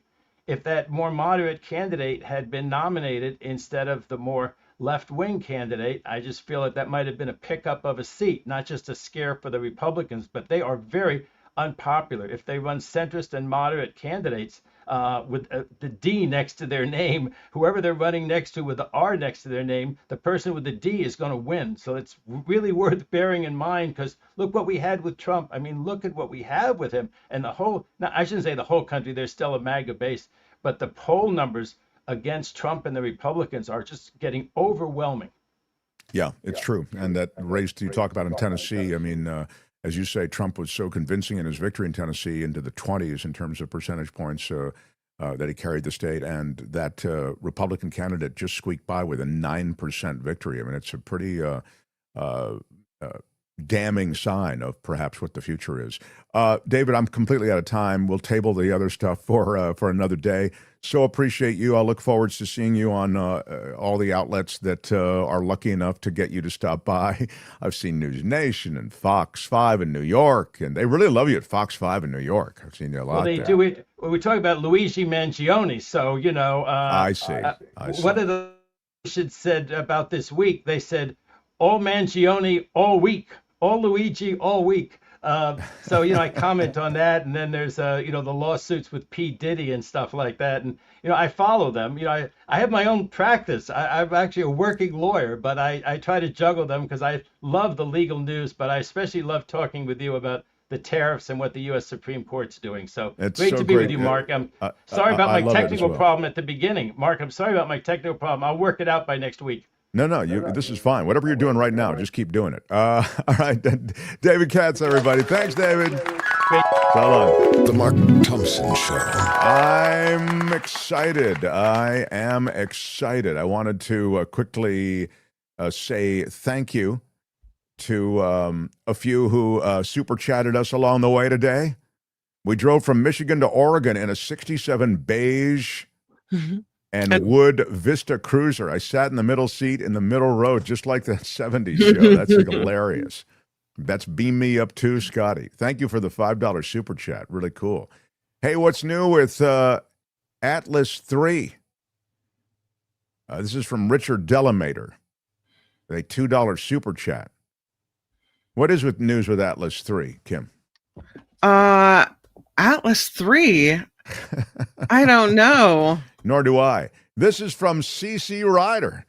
Curious how Katz will define the assassination of foreign citizens in international waters, not on the battlefield, not during armed conflict, but the UN says murder of civilians is a war crime. Yeah, I think we kind of covered it, but again, and this was one of the key moves that the Bush administration, the younger Bush in the Iraq conflict made clear that, Americans are not going to be held in international court. No one's going to be hauling in Americans. And as a result, the Americans, again, riding on the myth of American exceptionalism, they just pretty much don't have to answer on these kinds of issues of war crimes. But the reason we can call them out as war crimes is we know what they are. And there is, and we talk about this on the show a bit, because I think there is reputational harm.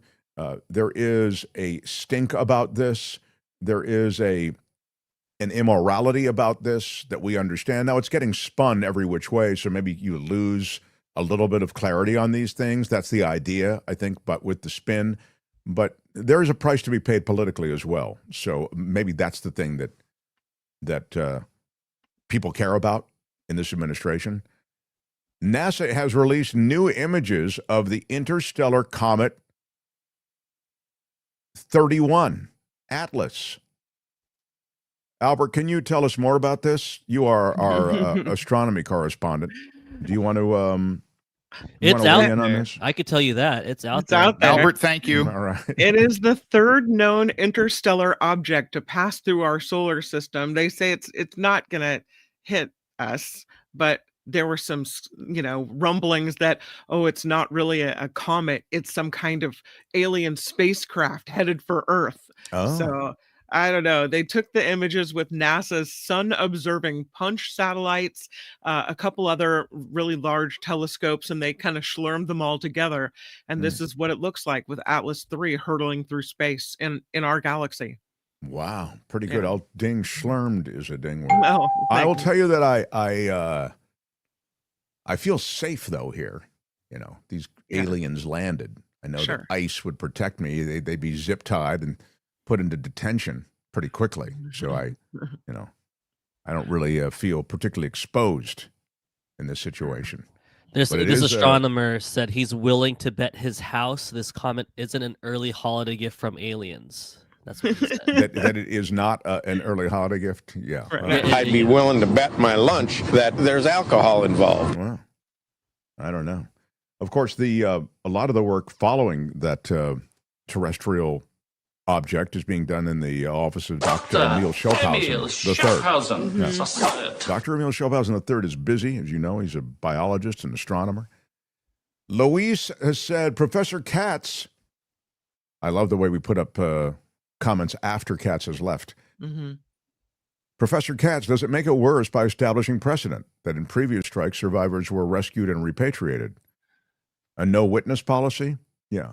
I feel like we pretty much addressed the whole thing. But that's a really great question about precedent. Missed you guys, says Lucy McAllister, my favorite McAllister. Wow. Welcome back, Lucy. Big shout out to you, Lucy McAllister. Wow. I love the McAllister family. The Lucy McAllister family. Yeah. I love the Kim McAllister family. Also, I should say. There's room in my heart for both McAllister families. My family's much better than me, so yeah. Your kids are superstars. I don't really know your husband very well. Yeah. But I'm sure he's got his own degree of superstar-ness. He's all right. But your kids are pretty terrific. Yeah. Things won't go back to normal after Trump if a Republican gets elected again, says Nullifidian. I don't think things are going to go back to normal no matter what. You'll need a real... should there be an election which could somehow return the Democrats to power? I think that's a big if. I think that all kinds of things could happen to retain power. But on the part of the GOP, you'd need the kind of aggression toward government and toward the system that you have on the GOP side. You just don't have it on the Democratic side. Now, I don't mean to say, it's the choices you have. You have to kind of order off the menu. So I get that Democrats are the only real viable party that can climb back into power. But what the Democrats need is a real plan to put Humpty Dumpty back together again.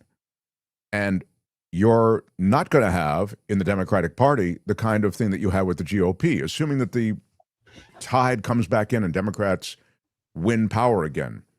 What did the GOP do? They stood out of the way of Donald Trump. Now, a lot of that's they're scared. There's fear. Donald Trump will call them out. Donald Trump will pillory them publicly. They're scared about violence. I mean, Mitt Romney wrote about this. Murkowski talked about it. They're scared about, in many ways, they're scared of the growing threat of political violence. You just don't have the Democrats falling in line that way. It just doesn't happen. So you get all kinds of pushback and all kinds of discussion. I mean, again, I think you'll need a transformative figure, a Trumpian figure on the Democratic side. I've said it before, and I know no one likes to hear it, but Donald Trump is a transformative, generational political figure in America. It seems demonstrably true. Now, I spend day after day talking about how horrible he is, how completely corrupt he is, completely inept. Look at the people he's appointed to critical positions in the United States of America. They are corrupt, they are compromised, they themselves display ineptitude every hour. They're science deniers at the CDC. RFK Jr. is a joke. Marco Rubio has this sort of malleable view of the world, always changing. They're hawkish. All of you people who voted for Trump or felt, oh, he's going to end the war in Gaza, he's going to end the war in Ukraine. He's not ending wars. He's stirring the pot and then taking a victory lap. This Venezuela thing is him tipping his hand. Plus, he wants to distract from the entire Epstein mess. So, amidst all of that, I have to say, though, he has changed America. He has populated America with these ICE agents, these thugs that are going around dragging innocent people into vans and throwing them into detention centers and then moving them from detention center to detention center. I mean, the whole thing is un-American. It's heinous. But the fact that he could get away with it and is getting away with it speaks to the power of Trump. He tears down the East Wing. You think a Democrat could get away with that? He just tore it down one day. He didn't get any approval. He's going to build a ballroom that's immense with private funds. With private funds? We don't do that in America because there's a quid pro quo. Those private funds and private funders have requests attached to them. All the ways in which he's taken the Qatari jet and all the other gifts he's gotten, the crypto world has made him a multi-billionaire overnight. The Argentina situation, where we're bailing out Argentina even as we dismantle our own government, claiming we're looking for waste, fraud, and abuse. Waste, fraud, and abuse. There's no waste, fraud, and abuse hunt being done by Doge. They went in there and they fired people and shuttered entire institutions in American government in a week. Were you able to figure out waste, fraud, and abuse in just a day or two? What, you 19 to 26-year-olds who'd never been in a government building before, who didn't get any official clearance? You guys figured it all out that quickly? So you changed the shape of American government forever. And you did it because no one from Congress stood in your way, no one in your party. You have control of everything. Congress, the courts, and the executive branch. You think the Democrats could do that? The Democrats won't let you hang a picture in the East Wing without there being some kind of official signing off on what you're doing. They tend to follow rules. They tend to follow government institutions and regulations. Here you have a guy who is like, F that, I'm the boss. There's a new king in town. So I'd suggest when the Democrats come back to power, I don't know that you can put Humpty Dumpty back together again because you don't have that sort of powerful figure in the Democratic Party, even allowing for the fact that Mark Kelly is now raising his profile. We'll play you some stuff from him tomorrow. J.B. Pritzker, maybe Gavin Newsom, etc. So I'm not saying you couldn't reascend to power, but what I'm saying is there isn't the kind of plan to ignore those governmental institutions and regulations to just do what you want. That's if you even could get another fair election in America.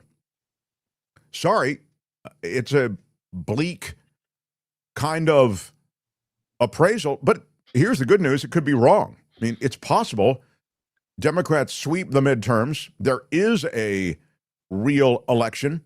And despite all the irregularities and all of the troops that they place at various polling places and all the ways they try to suppress the vote, Democrats do win. Trump's life gets pretty bad because they begin investigations and even impeachment proceedings. And then the next general election could be led by a Mark Kelly top of ticket or someone like that. And the desire to pull America out of the slop, whatever slop economically by then has developed, and it will be significant, that could carry Kelly or whomever in with a real mandate. So that's possible too. I don't think it's likely, but I think it possible. It's not unlikely. So anyway, so Merry Christmas, everybody. I mean, it's not a happy, I'm sorry. I did see this. ICE just bought 10 armored trucks from a manufacturer in Canada. $50 million. You saw that? Thank you. Yeah. Jim Nalgren, thank you. I know the Canadians actually were angry about that. They were really seeing, you can see it in the Canadian media, a lot of pushback on that. They didn't want to be part of an American policy, ICE policy, that they know to be immoral. So there was pushback within the country of Canada on that deal, but it was made in the end. ICE has way too much money. That is so true. That is so true. When is Hanukkah? Phineas says, Happy Hanukkah. Is today the first day of Hanukkah? I have a happy non-denominational holidays shirt on. I don't know when Hanukkah in 2025 begins at sundown December 14th and lasts until sundown on December 22nd. No, so you got some time to ramp up to Hanukkah. We do. Good stuff. Speaking of holidays and non-denominational holidays, can we end with the White House holiday message that was love it. Please, posted on X I'm by sure the it's White warm. House? I'm sure it's warm. Let me because the Christmas tree here in the square is a symbol to so many people in so many different ways. Right, I know. Okay, no, but what is the message though, Kim? Well, apparently we're back with the Republican message of calling Trump daddy. Oh, that's sweet. Yeah, so that's super nice. Oh, that's nice. Daddy's home. Daddy's home. Daddy's home at the White House for Christmas, apparently. Yeah, I added the bells just because I think it has a little warmth to it. Festive. Yeah, that's nice. Daddy's home. Isn't that sweet? Home for the holidays. On this Daddy's picture home. of Get off our lawn unless you're working to help construct the ballroom. Unless you have a sack of money, get off of the lawn. Yeah. Isn't that nice? That's posted from the White House. Well, that's very, very sweet, actually, and thank you, because that really does. Bring it on home. It warms my heart. It warms my heart. Warms my cold, shallow heart. Well, we've made it through another show. We've gone way long. I don't like to take a hard time, Kim. You can understand this. I hear you. Yeah. From people who are giving me a hard time about starting the show not right at the top of the hour. Sure. When we regularly go 15 or 20 minutes after the top of the hour on the other end. Yeah, you give a little extra. I mean, Speaking of which, tomorrow you've got a lot to cram in. You've got Mark Malkoff, who's a comedian and a filmmaker. He's the guy who lived in an IKEA superstore for a week. Super he's funny. great. He's going to be here. What? He's great, and he's just written a book about Johnny Carson Yeah, and yeah. the Tonight Show, so it's kind of hit with a lot of our crowd. That I'm Shadow Stevens for the Mark Thompson Show.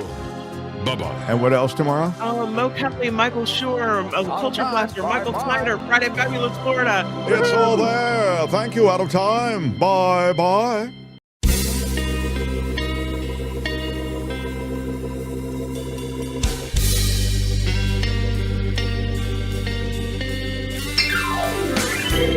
Bye.